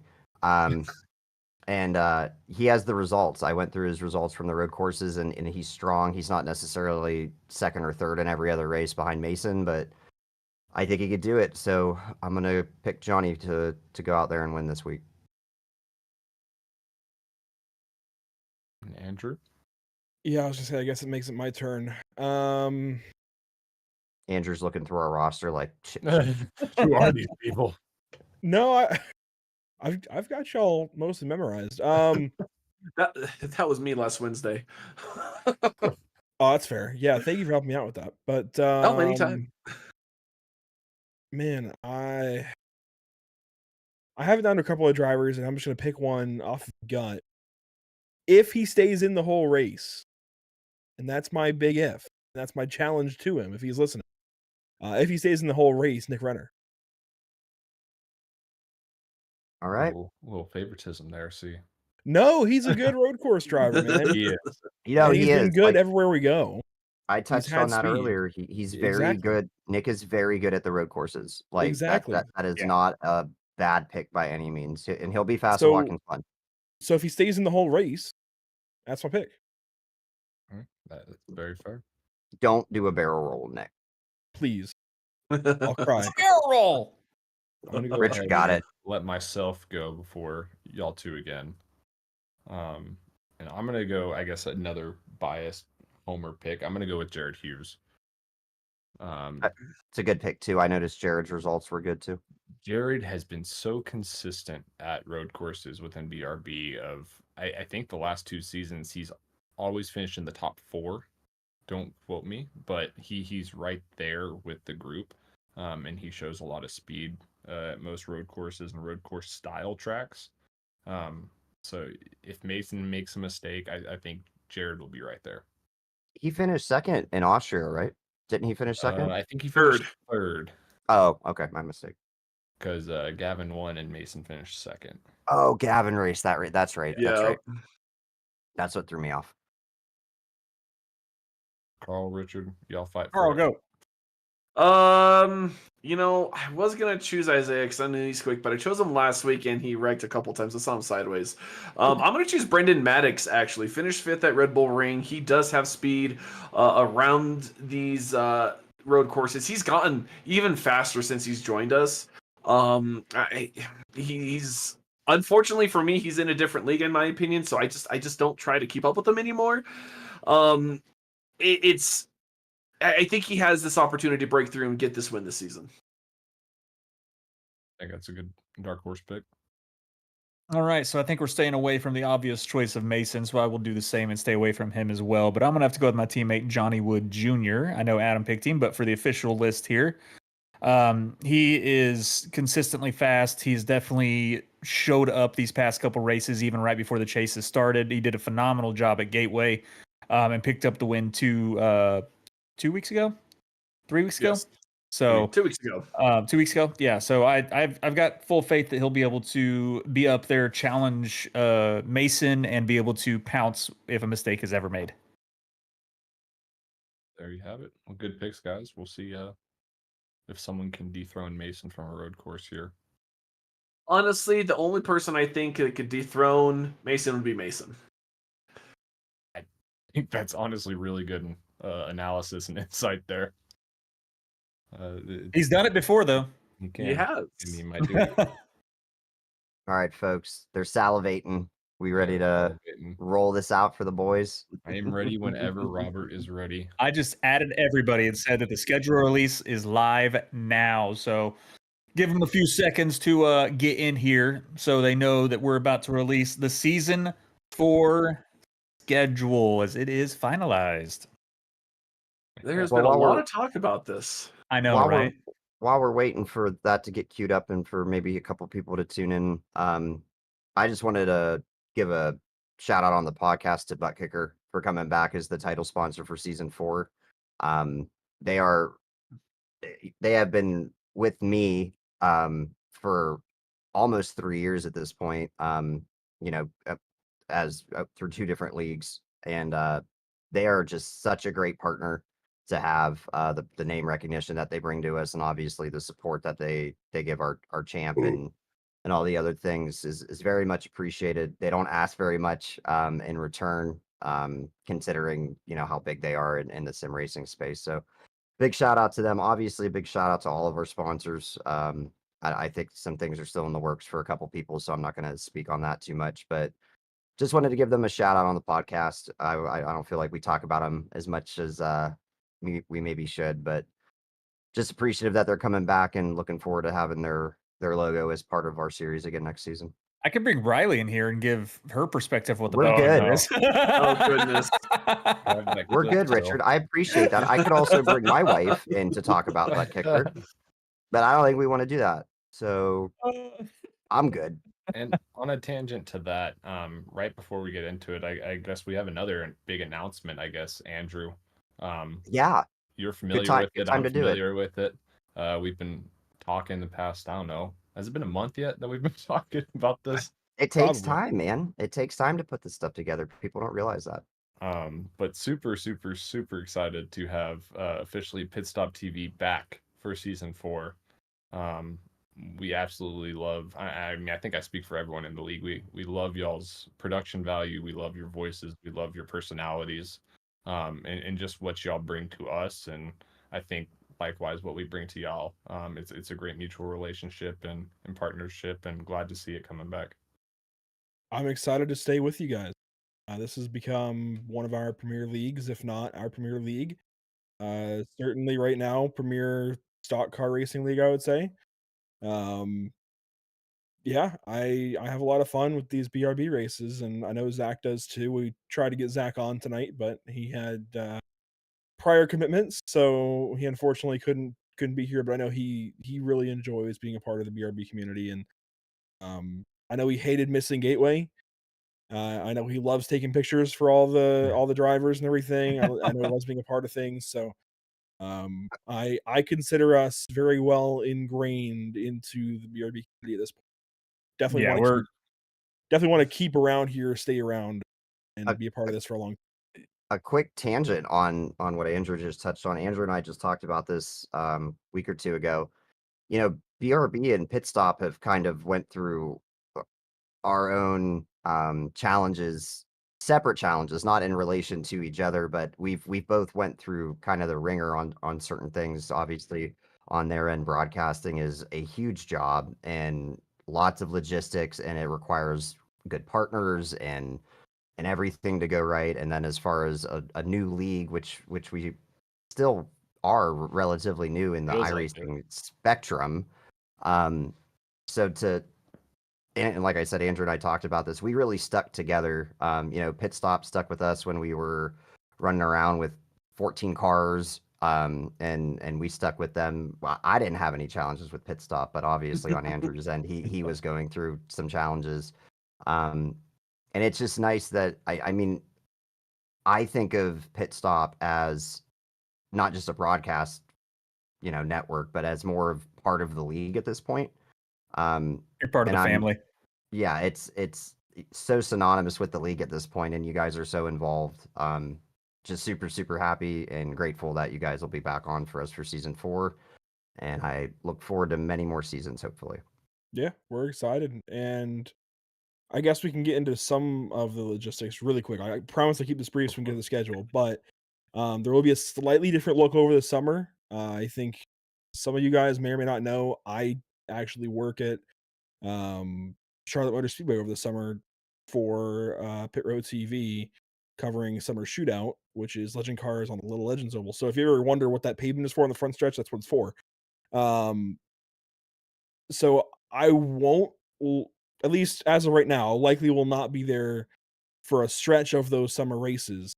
But Pit Stop TV will have continuing coverage, so things will look a little bit different, but it's going to be the same overall look and feel. We'll continue coverage through that and push on through to, I think, hopefully once you see things, it'll make sense. Hopefully be lined up with the beginning of the playoffs and, well, chase, whatever you want to call it. And I'll be back for the chase. So it's going to be an interesting little logistic thing on our side, but it'll be fun. It will Yeah, and we definitely be fun. appreciate you, working through that on your end to stay with us. Obviously, you could have just been like, nope, this is too hard. I don't want to deal with it. So shout out to Evan Patinko. He mentioned Yes. this. Evan was the one that I believe he sent me a DM in Discord when we were going through our previous broadcast issues. And What he issue? suggest no, Rob, you guys can't hear again. You can't hear the disembodied voice of Robert. Robert said sorry. Wasn't talking about you, Robert.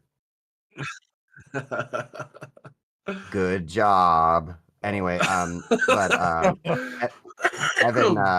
Evan did suggest Pit Stop in a DM, and the rest is history. So shout out to Evan for pairing us up here.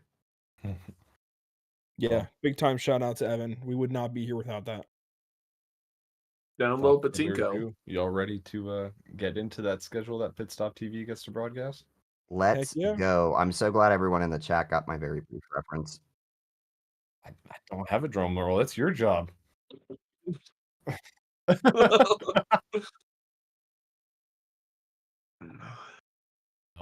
As you All right, can see, ladies and there is gentlemen. our schedule. Oh, we're not doing the video?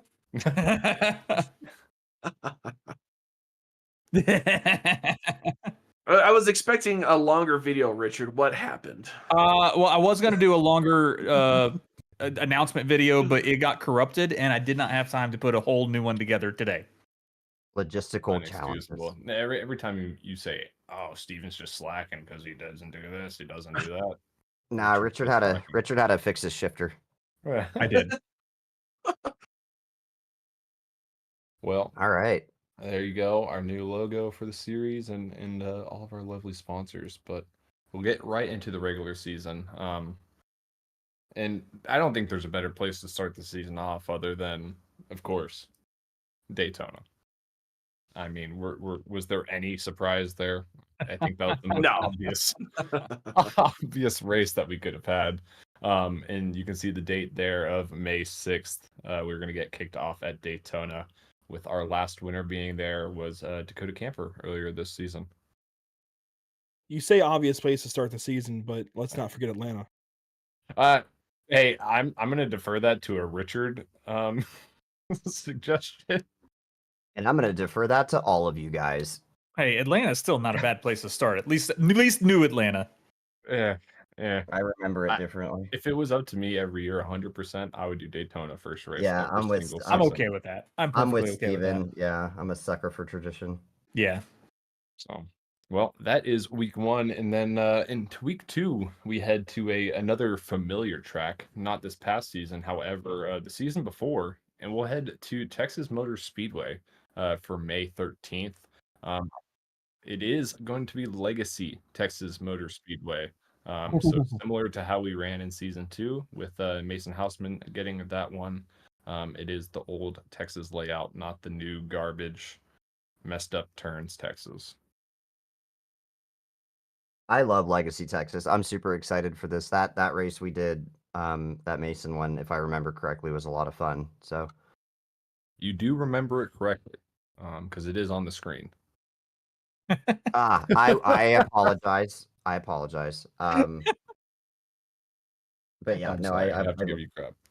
no, that's fair. Yeah, I'm looking forward to Legacy Texas. I think it was a big hit in the league too. I think a lot of people enjoyed it. I saw a couple people in the Discord earlier today, hoping it was back on. So I think this is a good. I finished second there. I had a great race. Oh, that there you year. go. Yeah, no, yeah. Good job, Coral. Better circle that one out.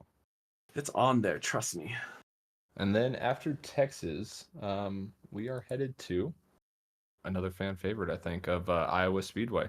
Quote unquote short track, I guess you can say. It is less than a mile. where Mason ended up winning again. You're going to see Mason's name a lot on this list, I think. Sure are. So just get used to it. But we were last there at season 2, and we will be back there for the third race of the regular season on May 20th. I really enjoyed Iowa. I'm glad it's back. It was fun. It's kind of reminds me of Richmond in a sense, just a little flatter. I really enjoy Iowa. Let's hope we can figure out how to drive flat tracks by then. We won't. But we couldn't get rid of all of them. No, and I like them, so they got to stay. And then week 4, we head to another favorite, I would like to say, of Michigan. Had a great race there just a couple weeks ago with Johnny Wood Absolutely. getting the win. And it will be early on in the season, so a nice, easy track relatively after Iowa. Ooh, maybe I'll get to race more than a lap. Oh, I gotta- man. I gotta say, objectively, I think just because I always go back and watch the broadcast. I think this was our best broadcast this season, just from a racing standpoint. I mean, it feels close in the car, but then you watch it on the broadcast and you're like, how are we still racing? I think Andrew even made a comment at one point that he wasn't sure how we were still going. But yeah, Michigan definitely fan favorite. Excited to go back relatively soon. It was a good race. It does tend to lead to good racing. These 2-mile tracks are great in the next gen car. Yeah, they really are. Mm-hmm.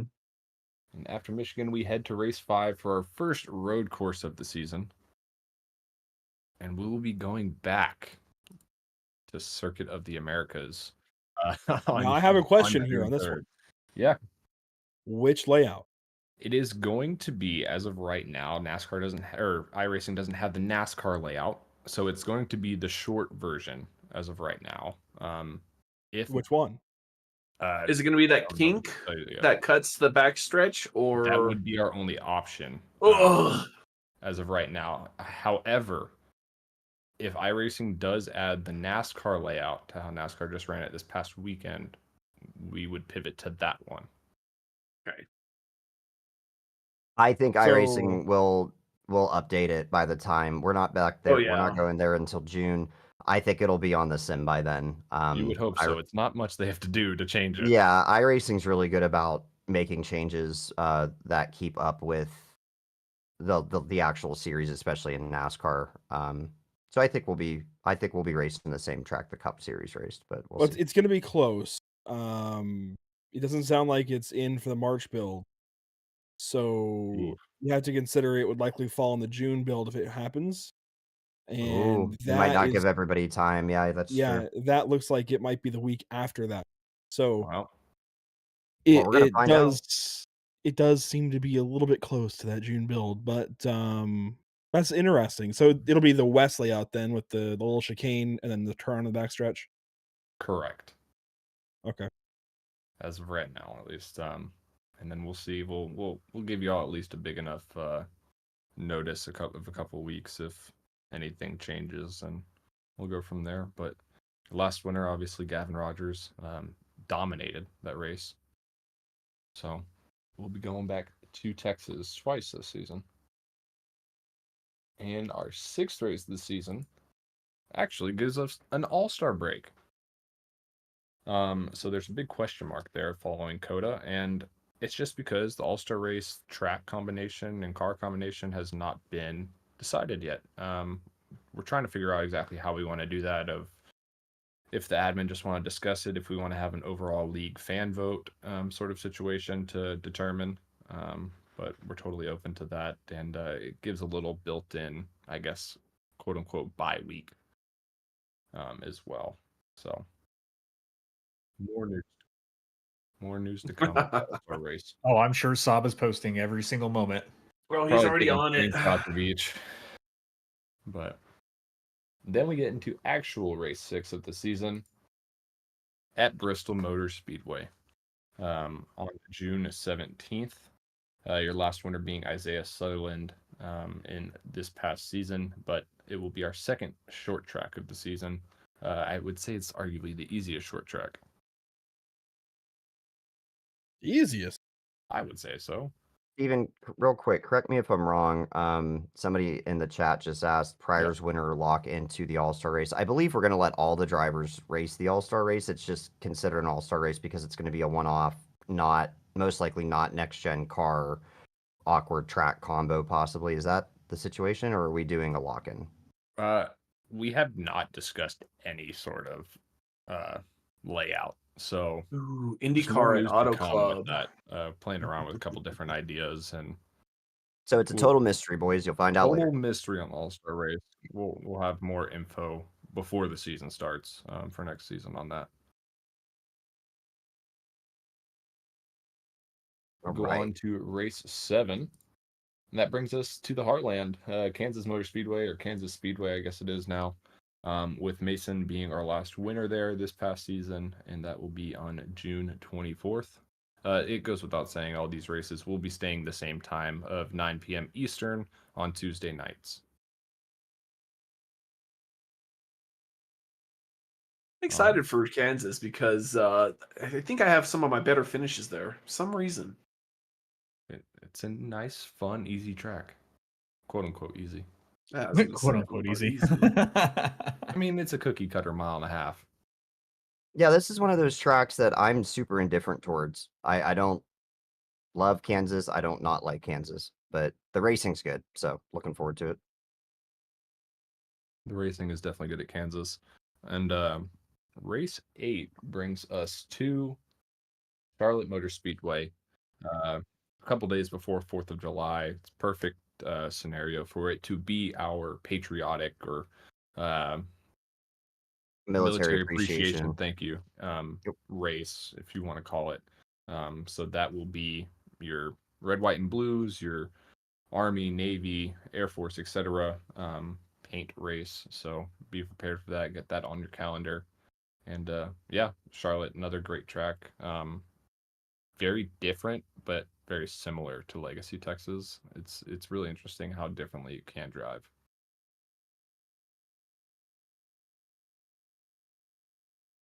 All right, we'll move on to race 9 here in the regular season. Psych, it is the Powder Puff race the following week. And again, another question mark there of not official on the car track combo, but that is the official date, and that race again will be broadcasted on the Holler Podcast YouTube channel. So similar to how it was this past year, hopefully we have a little bit more. It'll be better graphics. Hopefully we'll have a little bit more participation there. Got some revamped logos there, and gonna have a good time with all the ladies.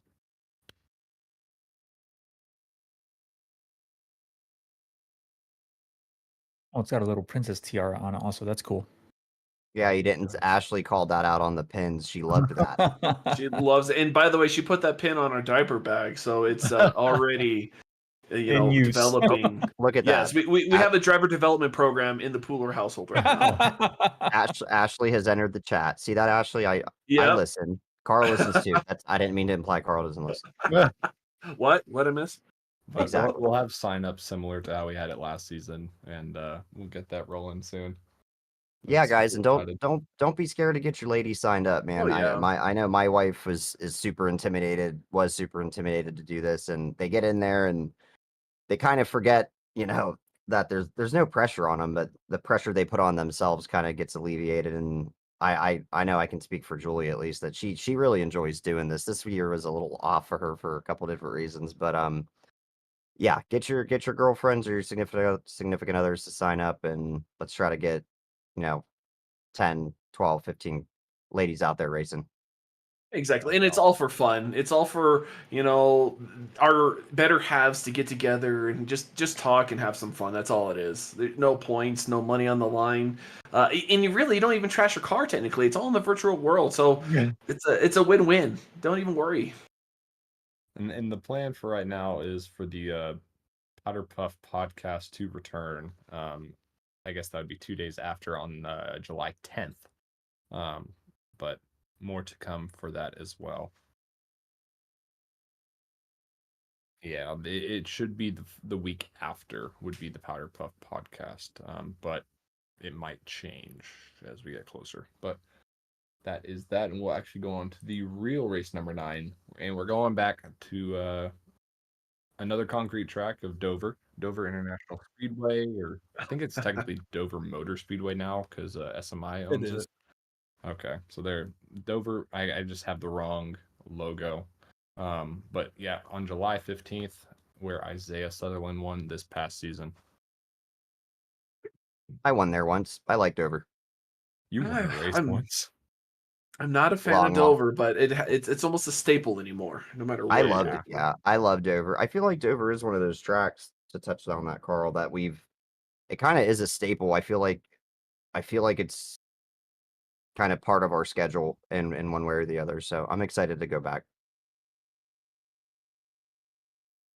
And with that, we'll go on to race number 10 for the regular season, and back to the Brickyard. Yeah, baby. Ooh, I get to send Zachary Maddox into the pit road again. Ha ha ha! The pit road attenuator. Yeah. Correct me if I'm wrong, Andrew, but was this the first or second race we had Pit Stop TV for? This was the first. There you go. So a full circle moment going back to Indy next year. Super excited. I think we're down to 3 regular season races left. Yes, sir. And race 11 brings us to where we just were. Back I wish to y'all could hear Gateway. Robert right now. Oh, man. Robert This is is a upset. bold Chat. choice.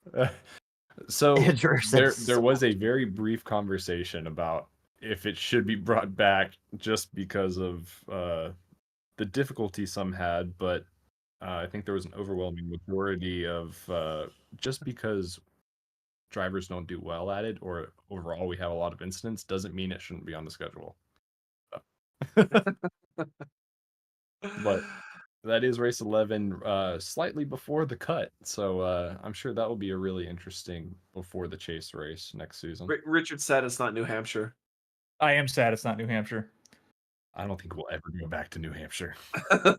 It's just the same as this track, if not easier. New Yeah. Hampshire Oh, is worse. I'm sorry. I think this track's easier than New Hampshire for me. Yeah, I'm sorry. I think people just need to get over it and learn to do better. Either go slower or practice more.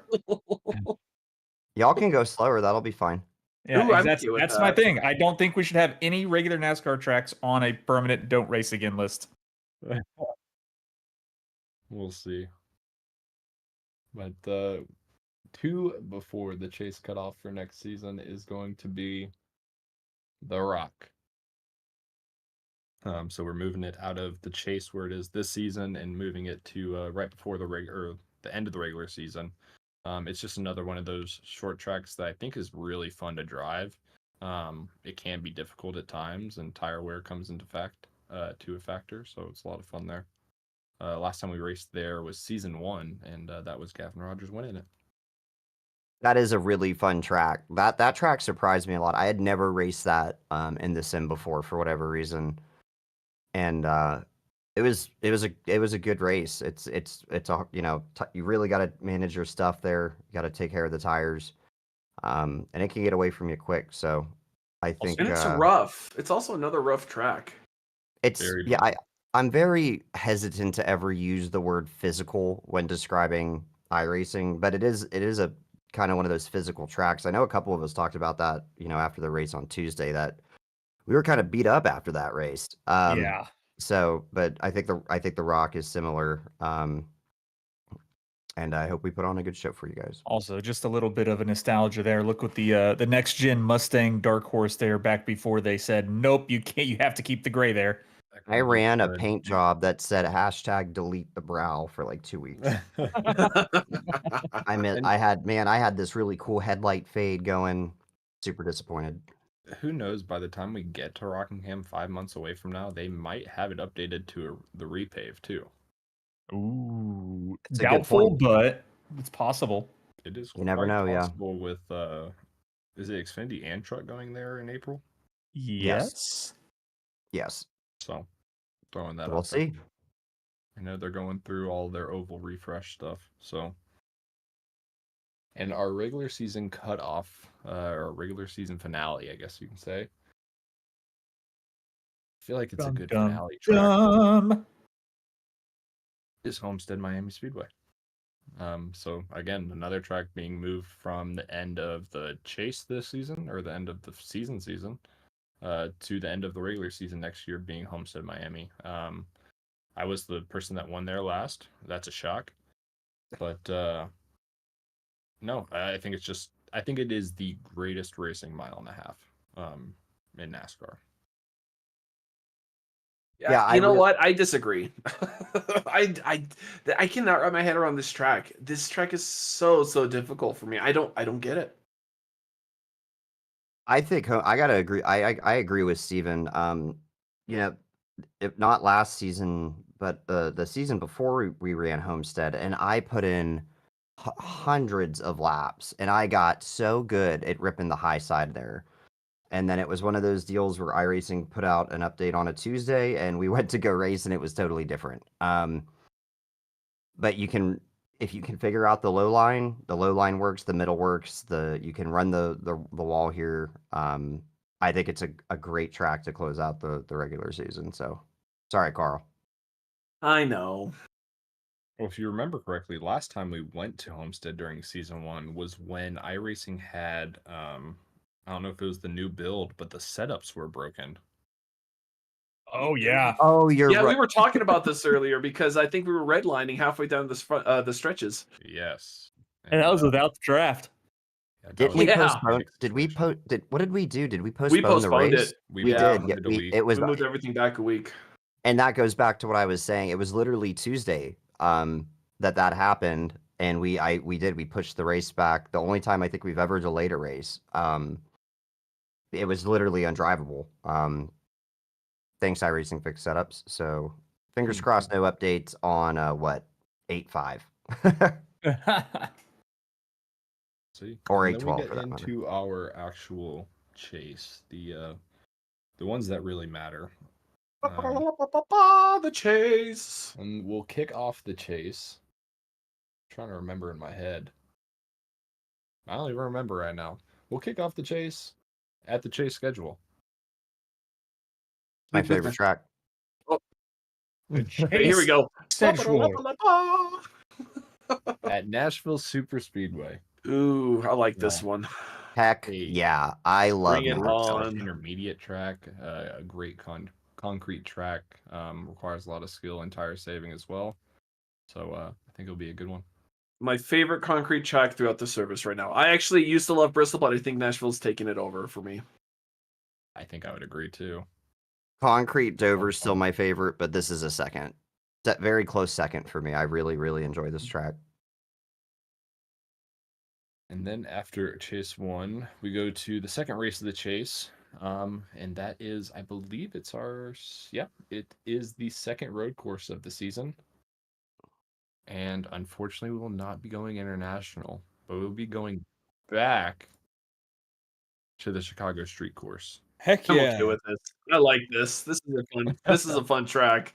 Just saying, we had a poll, and Long Beach was on the poll, and Gavin and I were the only two that wanted to do it. And even though Carl said it was a fun track, if it was I said it was okay. I did it- not care too much for Long Beach. if Long Beach Chicago's was still up fun. against anything other than Chicago, I probably would have voted for Long Beach. But I think Chicago is a really fun track.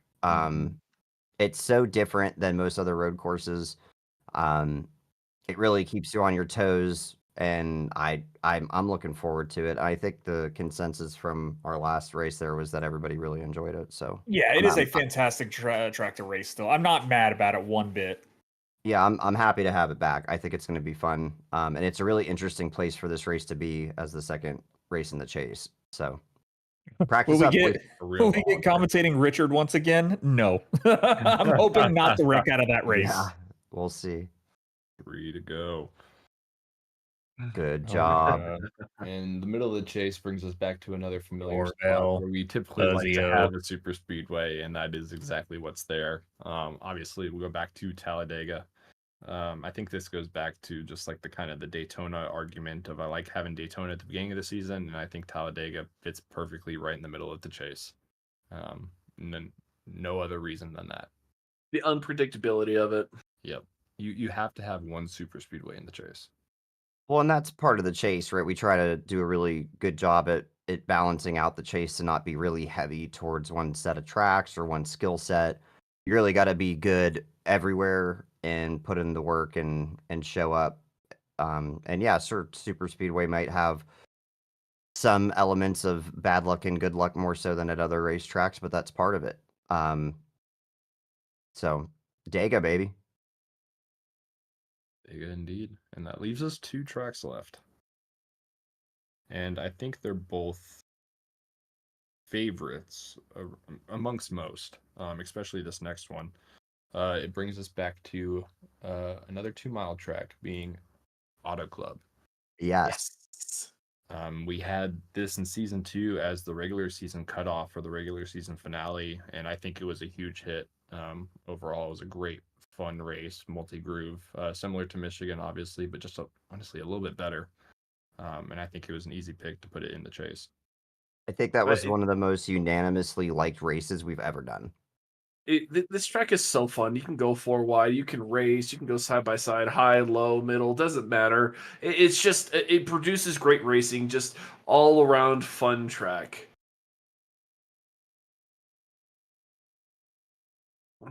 And then the championship finale. Seems like everyone knows it already.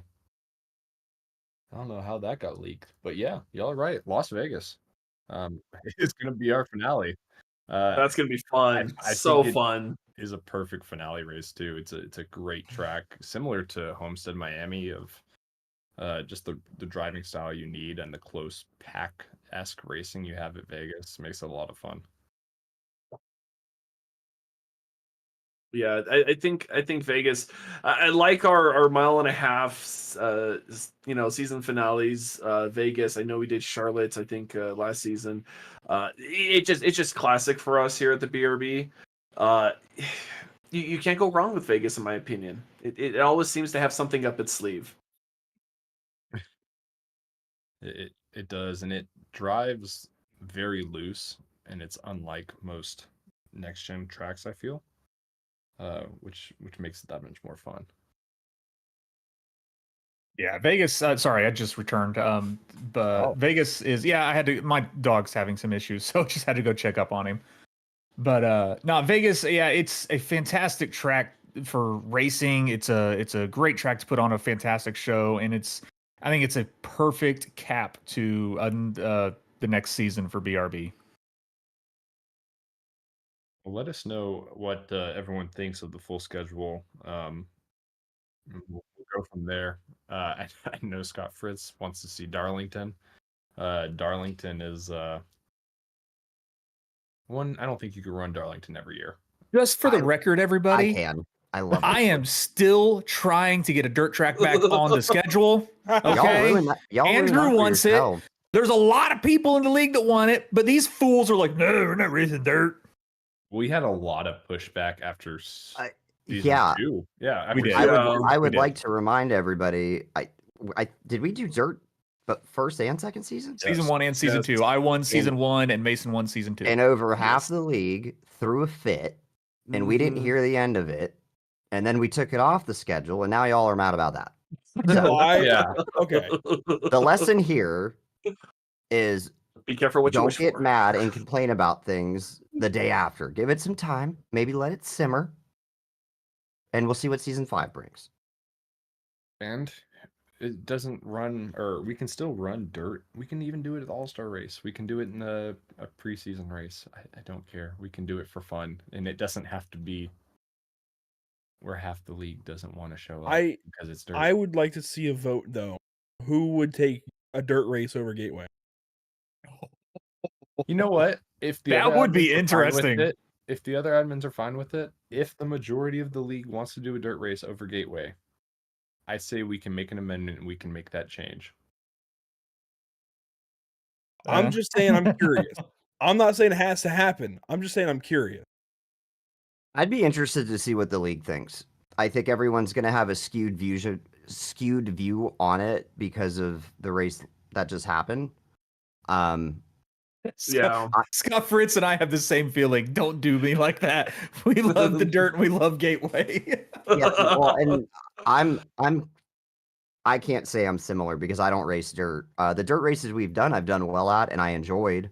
But I'm a sucker for, I don't want to call it tradition. I just like Gateway. Yeah, the Gateway is a fantastic track. It's a But lot of fun to race. I'm with Steven. I mean, if the admin, obviously the other admins agree, we can pull it. And see how that goes. It's about Honestly- all I have on that, to be honest. Honestly, I but- think we can go that route, but I mean, I don't mind doing 2 seasons in a row where we don't do dirt. We did 2 in a row with the dirt. We can do 2 seasons in a row without it, and maybe revisit it for season 5. Yeah, I think yeah, I agree with Richard for the most part. I think there are other tracks worthy of being dropped for better reasons, not necessarily that are on our schedule, but in general. We'll talk about it.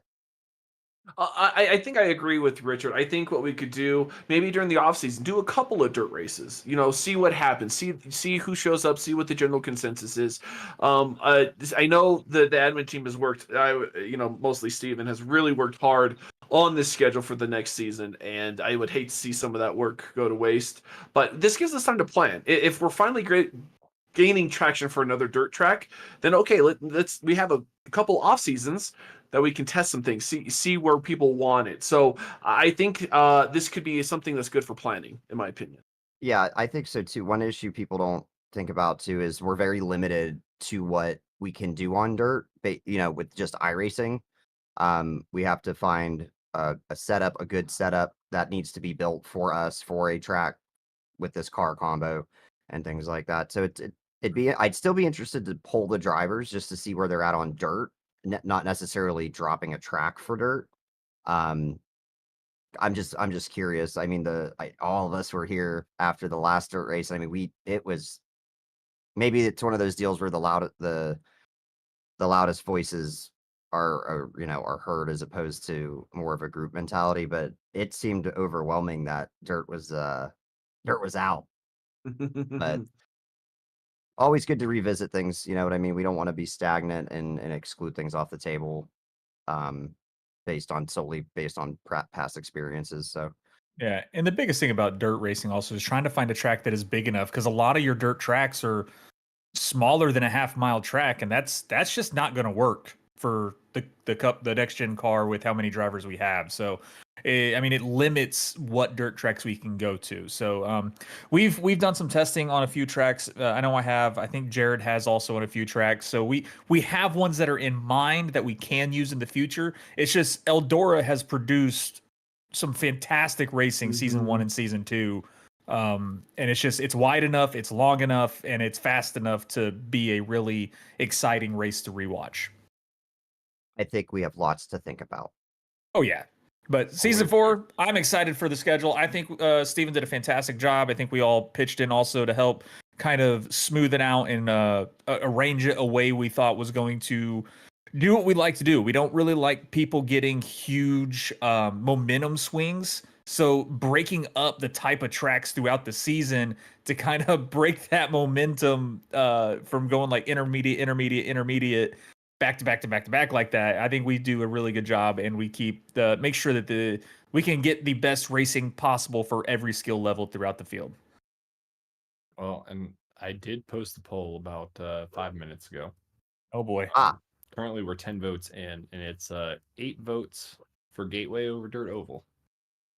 See, that doesn't surprise me. Doesn't either, yeah. There were more votes for dirt. Somebody who dirty deleted votes, and the pun is intended. I don't know about that.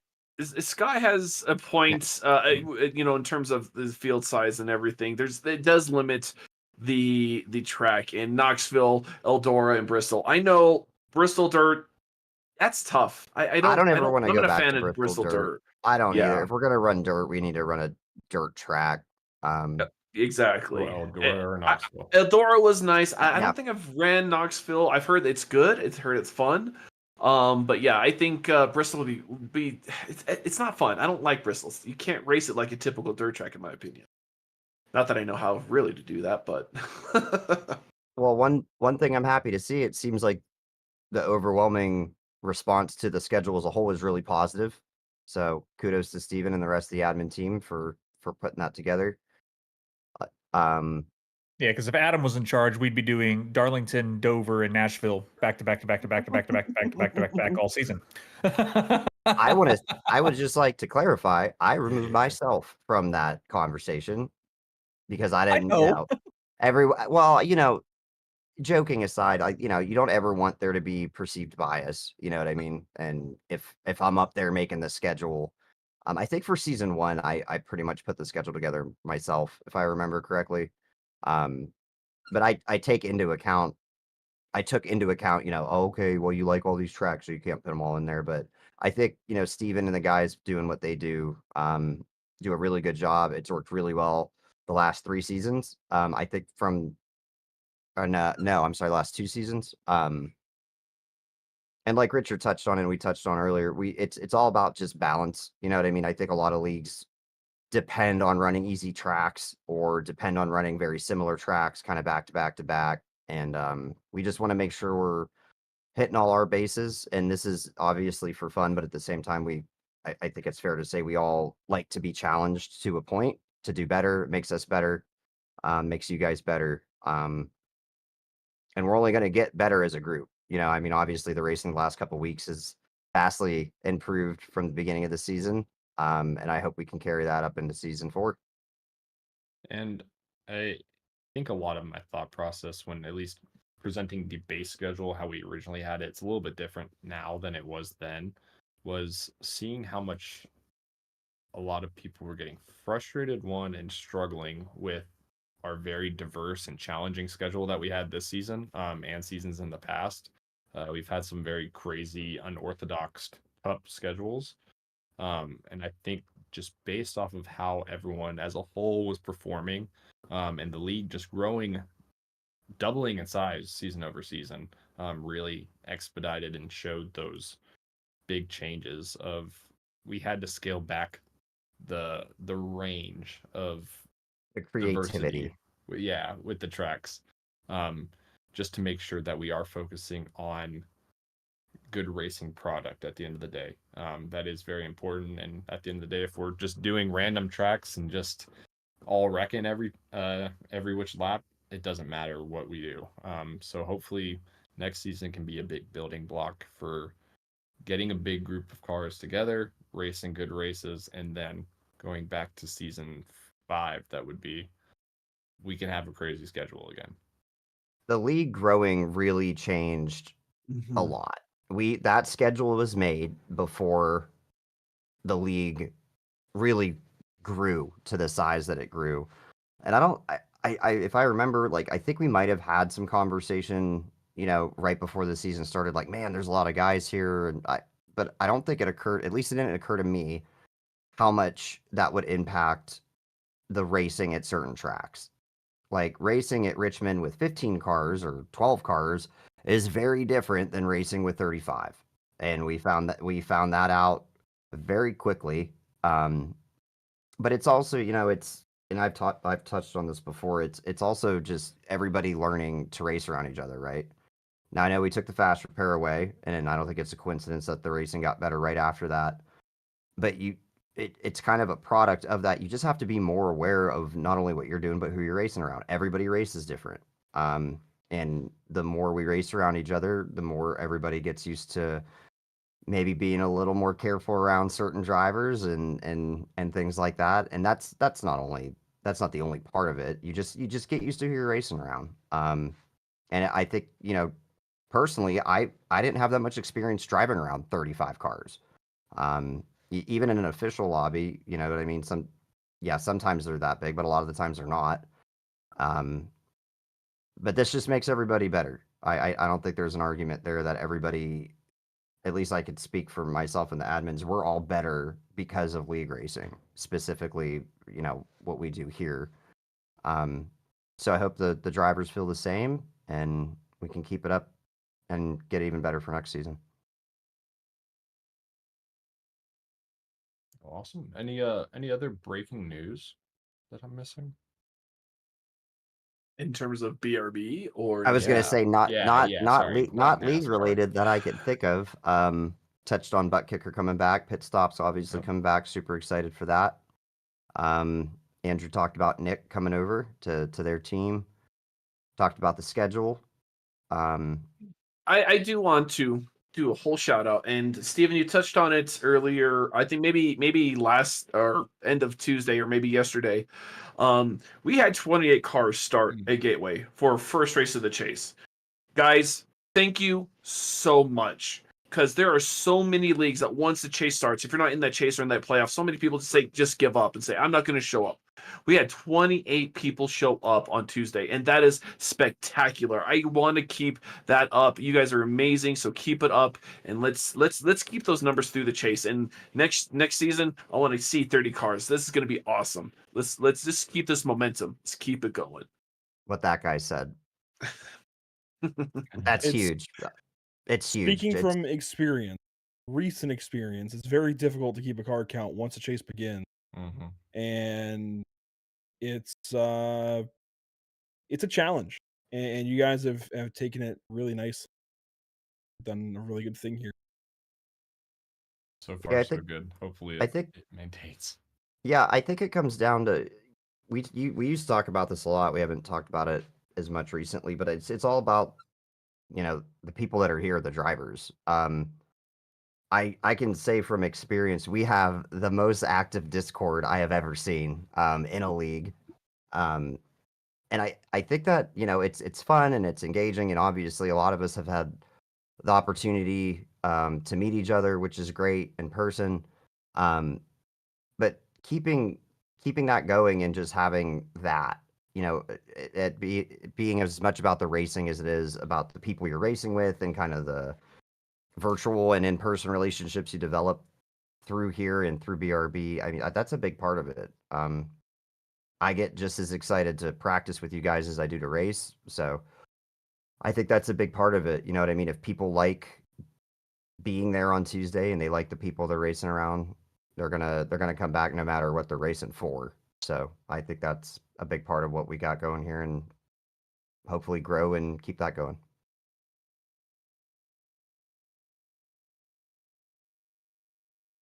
Sorry, I'm going through Saab Bachrus's news, and I was looking at the silly season stuff specifically. I know it was announced that Next Level will be remaining the same roster next season. Jared Hughes somehow held on to his ride. He was very fortunate. Yeah, he's lucky we just couldn't find a better driver to replace him at the moment. We got a very large check, is what happened. So with the season 4 schedule out of you guys here, and I just asked it in the chat there, how do you guys feel about the bonus brawl returning for season 4? Oh, 100%. Yeah, I think it's something super unique that we do. I don't see a lot of other leagues do anything like that. And it gives everybody something to race for that maybe they're not necessarily in the hunt for the chase or whatever, but it gives everybody, even the guys that are running up front every week, it gives everybody something else to kind of strive for, and it makes for storylines too. You know what I mean? So obviously we're super grateful to the Maddox brothers and their sponsorship that has kind of propelled that forward, and made it a little more interesting as far as what we're racing for. I'd love to see it come back. Sounds good. Expect to see season 4 at the bonus brawl again. Yeah, and definitely we'll be back in some capacity. I guess we haven't really discussed about if anything is going to be changing of points wise, how it works, or It's on the anything like agenda. that. Yeah, we that long agenda that we have, and I haven't even gotten to add all the things I've been thinking about over the past couple of days to it yet. So we're But gonna I have did some make an fun admin agenda. We meetings. have one. We do have It's a one. it's a Google Doc. It's very I even official. added to it today, so I saw that. Very good, Carl. I'm someone that loves meetings, and I love having an agenda when we go over meetings. So I thought about you when I made it. I was like, Steven's gonna love this. I love paperwork. Someone has to. But trying trying to see. Accelerate is also remaining the same. Was it? Saab's trying to get some Limitless info from you there, Richard. Oh, Yeah. you can wait. Saab's been busy. Foresight Sucker. Racing having their new rebrand coming out April 1st. Redacted Racing, yes. I know. Redacted Racing make an announcement April 1st. That'll be exciting to see. Love the logo teaser that we've seen from them so far. The colors are great. Reminds me of Taco Bell. Taco I'm, Bell. very excited. I'm very excited to see the Cups team from the name and 90s. team logo and stuff. It is a really sharp logo. It looks really good. Looks clean. I can't wait to see what their announcement is. I don't know who posted the picture of the old school paper cup. Yeah, that was it. I don't know who did it. I think that was Jared. Hats off Bro. to you though. Spot 'Cause on. I thought that because I didn't think about it immediately, but as soon as you posted that picture, I was like, that is accurate. That comment Yeah. by Jared was what was the determining factor for him coming back for season 4 with Next Level. Well, And you know, that's another fun thing. We're all here to have fun, but I love the whole kind of interaction of, oh, we're silly season, drivers are changing, we're rebranding teams, we have numbers changing. It's fun for us to do that. It really, in the grand scheme of things, it doesn't matter to anything outside of our own little universe, but to us it's everything, and it just brings that much more fun and enjoyment to at least to my daily reads. It's just so fun to see. my wife asked me, she's like, "Are you guys gonna have the same team next year?" I was like, "I love you so much." I mean, it's an important part of it. I really think having a team makes the racing that much more fun. I mean, yeah, you can sure go and do all these races by yourself, but one, it doesn't give you an accountability partner. When you have a race, Mhm. you might slip up and not just go to a couple races, or you just might not be as involved. But once you have at least one teammate, and if you're lucky, you have 3 other teammates, and you grow a bond with them, and you have fun each week with them. That's 90% of the fun I have running each week is just being in the chat with my team, and obviously admin team as well, and getting to see everyone. So it definitely changes the whole dynamic when you're on a team. So that's definitely, I think, a goal for as a league. We want every driver to be on a 2-car or more team. It just makes it more Absolutely. fun. We need some drivers at Whiplash Racing. There you go. If you're interested, hit up If you're Andrew. interested to drive a Andrew Ford. Cardinale the fourth. Hit And him up. I do think Meatball Motorsports is also looking for a second driver. And don't forget, we're we have, and this is part of the agenda. We're gonna obviously assess where we're at the end of the season for guys that are still racing with us and coming back for season 4, but there will be new faces, most likely. I mean, there's a very good chance that we'll have, I don't want to put a number on it, but 5 to 10 new guys come into the league at some point during the off season via whether that's through recruitment or referral or what have you. A lot of you guys here now are here because you heard about us or were referred by someone here, which is great. That's the best way to grow a league, is organically through the people that are already here. So yeah, probably have some new faces join us for season 4. I would venture to say. Definitely. And those new faces need to sign at Whiplash Racing. Andrew, I You. will pin a billboard to the top of the chat for you. Thank you. Thank you. I also forgot to mention I posted a different schedule graphic into the Discord, and that has the quote unquote theme races, or the theme of certain races, just to cover, because I didn't cover all of them while we were going through the schedule. Did mention the USA Patriotic race being Charlotte. Rockingham is scheduled to be the throwback race, and Talladega in the Chase is going to be a suicide prevention race. So just throw those on your calendar. And if you're a paint maker, I don't know if you already want to make your paint. You might go and make it now and change it by then, but you got plenty of time to make it, so no excuses when we get around to it. That's one thing that I really like that we do too. I think that started all the way back in Wicked, but we've always had at least one theme race be something that is is close to not just, us making the schedule, but every, other people in the league's heart. We've, this week at Watkins Glen is the breast cancer awareness race. I know I believe in season 2 we did that as well. Season 1 we did an autism awareness race. Next season we're going to do a suicide prevention race. That kind of stuff is important. You know what I mean? Every single person here, I'd venture to say, has been affected in one way or another by those things.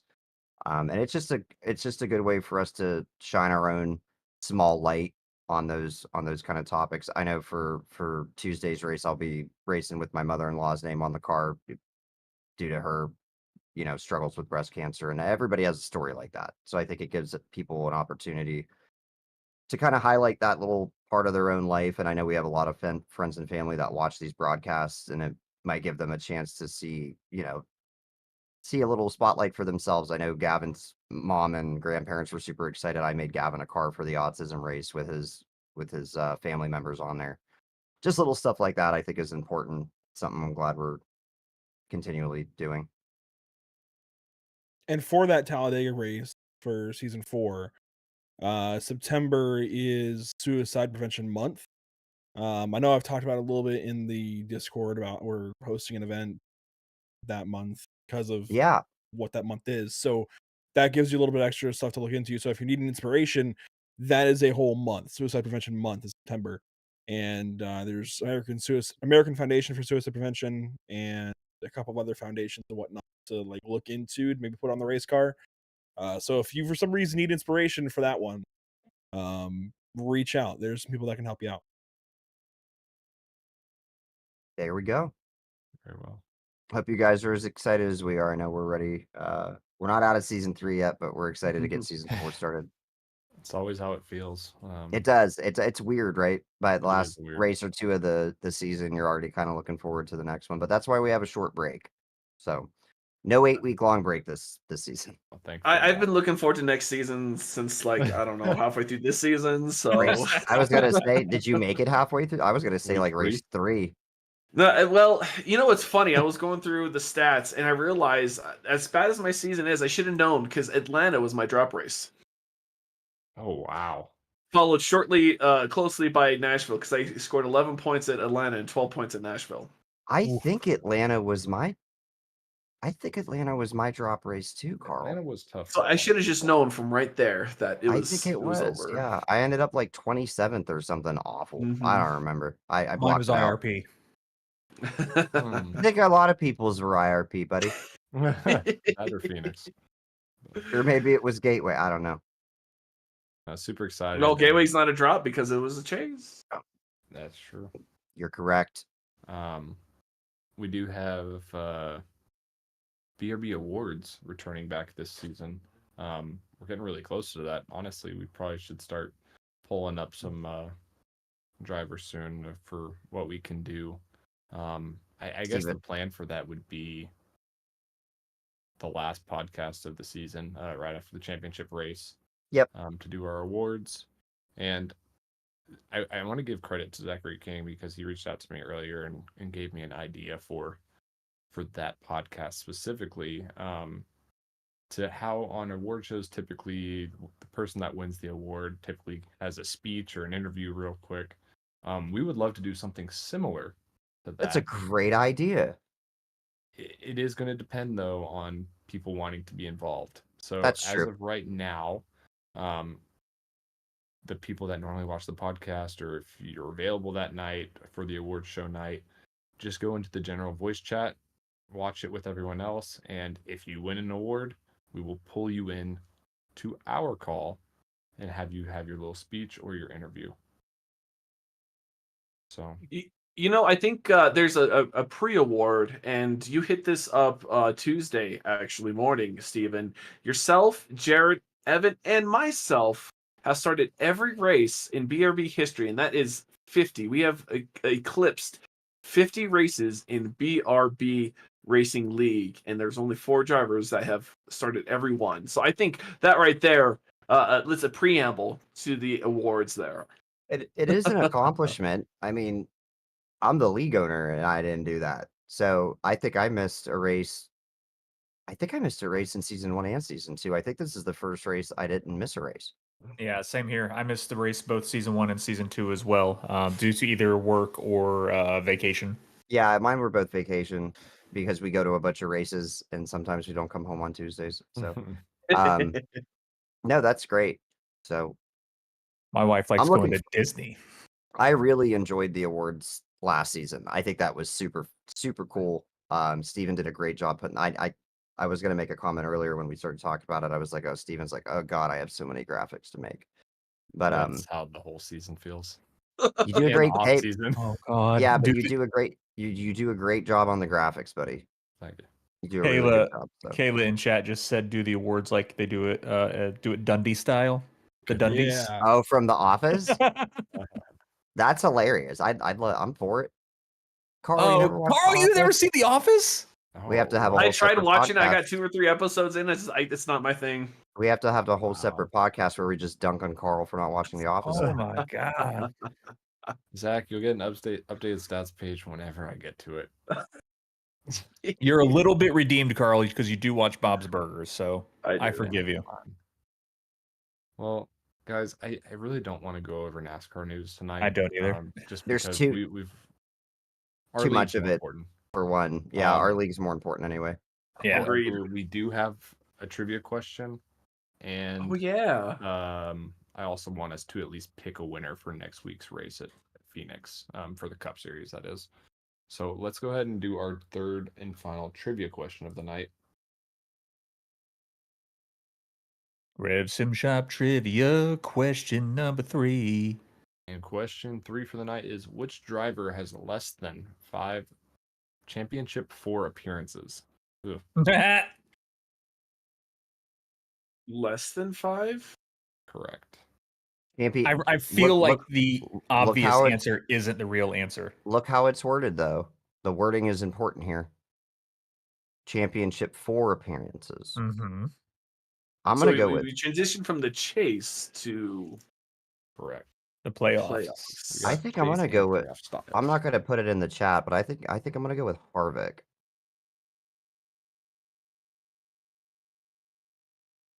Maybe it is Bush. I don't know.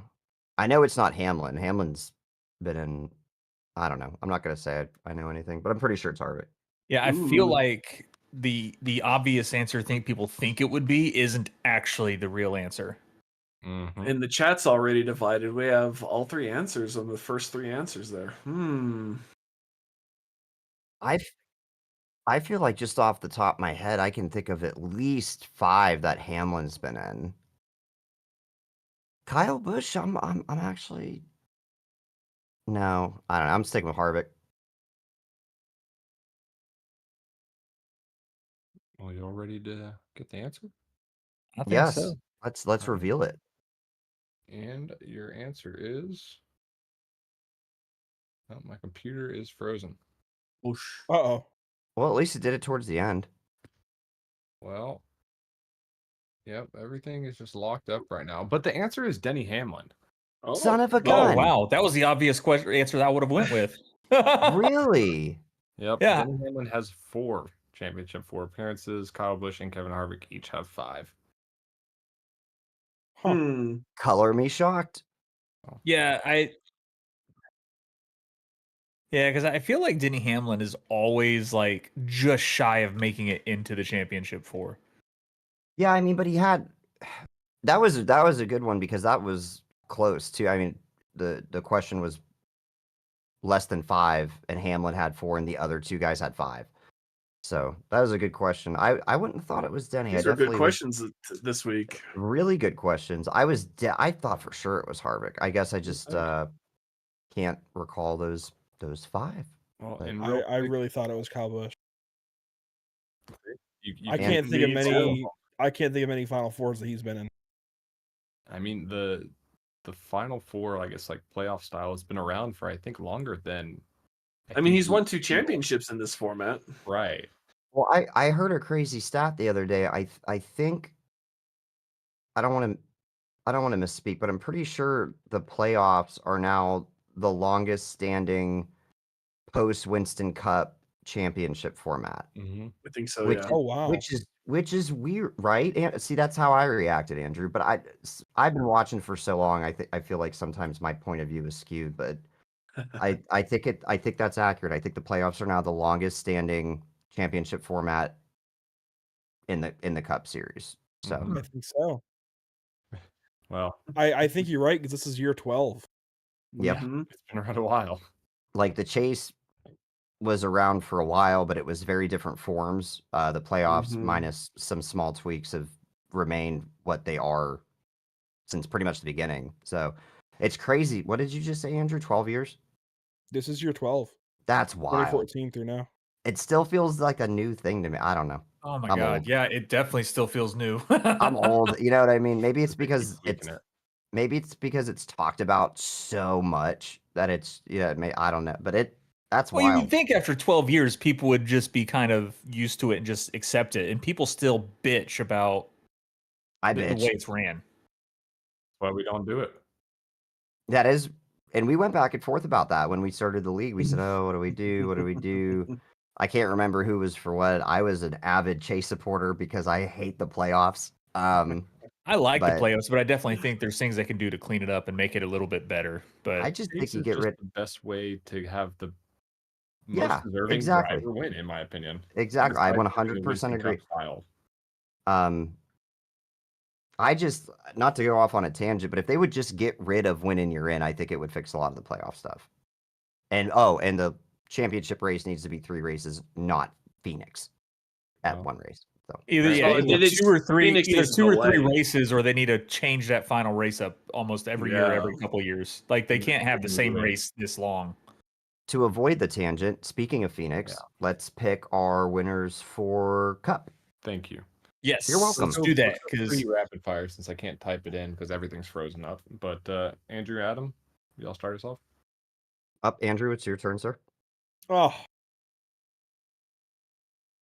Kevin I know- Harvick, can't pick him anymore. That's unfortunate. Can't even pick his car anymore. Not with any kind of I mean, you could. you could Not- you could pick not the with number any 4, ki- it's Noah Gregson. not with any kind of confidence. You can't. No, Gregson's No, but gonna it's back not really himself, his so. car anymore because it's a whole different team now, all that stuff. I But mean, you could pick Cole Custer. I got a weird feeling. I'm gonna pick Chase Briscoe. Oh, That's a good pick. who I That's- wanted. I was gonna go there too.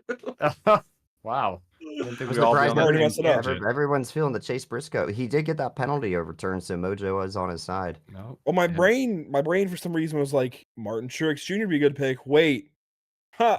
Mm. So Hey, well, Yeah. Briscoe's first career win was there.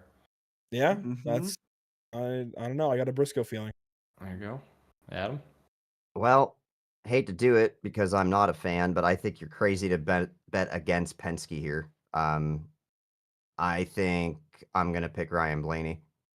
Damn you. That's who I was going to go with. That was my second pick. You guys suck.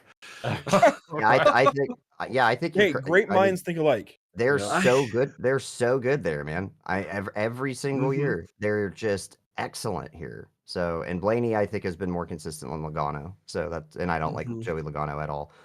And I like to upset my Well. wife, so I'm picking Blaney.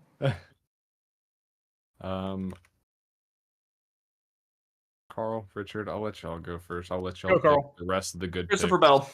Yeah.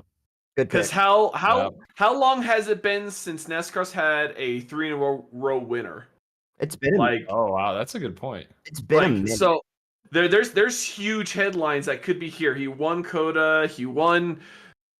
Oh man, I'm already Atlanta. blanking. But yeah, he won Atlanta. I think C-Bell has it, and Toyota on these flat tracks. They came out swinging in Daytona, but they've always been really good in the mechanical grip part of things, and of course Phoenix really requires a lot of that. So I think C-Bell. He is he has not only for the three-peat storyline, but he has a legitimately good shot at winning the race too. Mhm. I know Mhm. last year for the Dominated. championship race, he probably had that race, but he had a brake failure, if I remember Mhm. correctly. Yeah, coming out of his- turn, He- out of he turn- was little rotor. exploded, out of turn Yeah. 4 there. like through the hood and everything. Yeah, Mhm. so that's I think that's a great pick. So just for a fun fact, I believe Oh, this is in the opposite order that I thought it was. The last three-peat winner in Cup was my man Kyle Larson. 2021, he won Charlotte. He won at the Roval, Texas, and Kansas. Not a real stat. He also won. He won 3 races in a row 2 times in 2021. So, Oh Jesus! yeah, he won Charlotte, Sonoma, Nashville also in a row. But before that, it was Brad Keselowski. He won Darlington, Indianapolis, and Las Vegas in 2018. So it hasn't been done in the next gen era. It has not. Interesting. I don't even. That'd be an interesting stat to look up. Like, how many repeat winners other than Christopher Bell have we even had? Because I think that list is short Not many. too. Yeah. Not Back many. to back winners, you mean? Yeah. We had William Byron last year, I thought. Kevin No. Harvick was 1 year. No? Oh. I don't think so. 'Cause, Harvick I did it think Harvick did it in the Oh, next no, gen. William Byron didn't do it last Harvick year. did it. I think the first year of next gens, maybe. I was gonna say, 'cause he Richmond did and it during- Michigan, I think. Oh, I think you're right, Steven. Because didn't he Yeah. not win all year and then he Am won I 2 races wrong in a that row? Busher Yeah. did it 2, or did Busher win 2 and 3 races or something like that? I remember the Mm. Harvick one. I don't remember Yeah. the Busher one. Yeah, Harvick didn't Oh. win all season and then came out and won. yeah. Busher also races. did the Richmond, Michigan thing though. Could have that 2 really? years ago. I could be mistaken, but I'm late. I don't want to Google it, but I'll Yeah. believe you because I trust your face. I don't know. That's when everyone found out he was from Prosper, Texas. But Richard, go ahead. Oh, man. I'm torn between 2 drivers, and I'm pretty sure it's not a shock for anybody of which 2 I'm going to pick, but I got to pick one. Austin Dillon.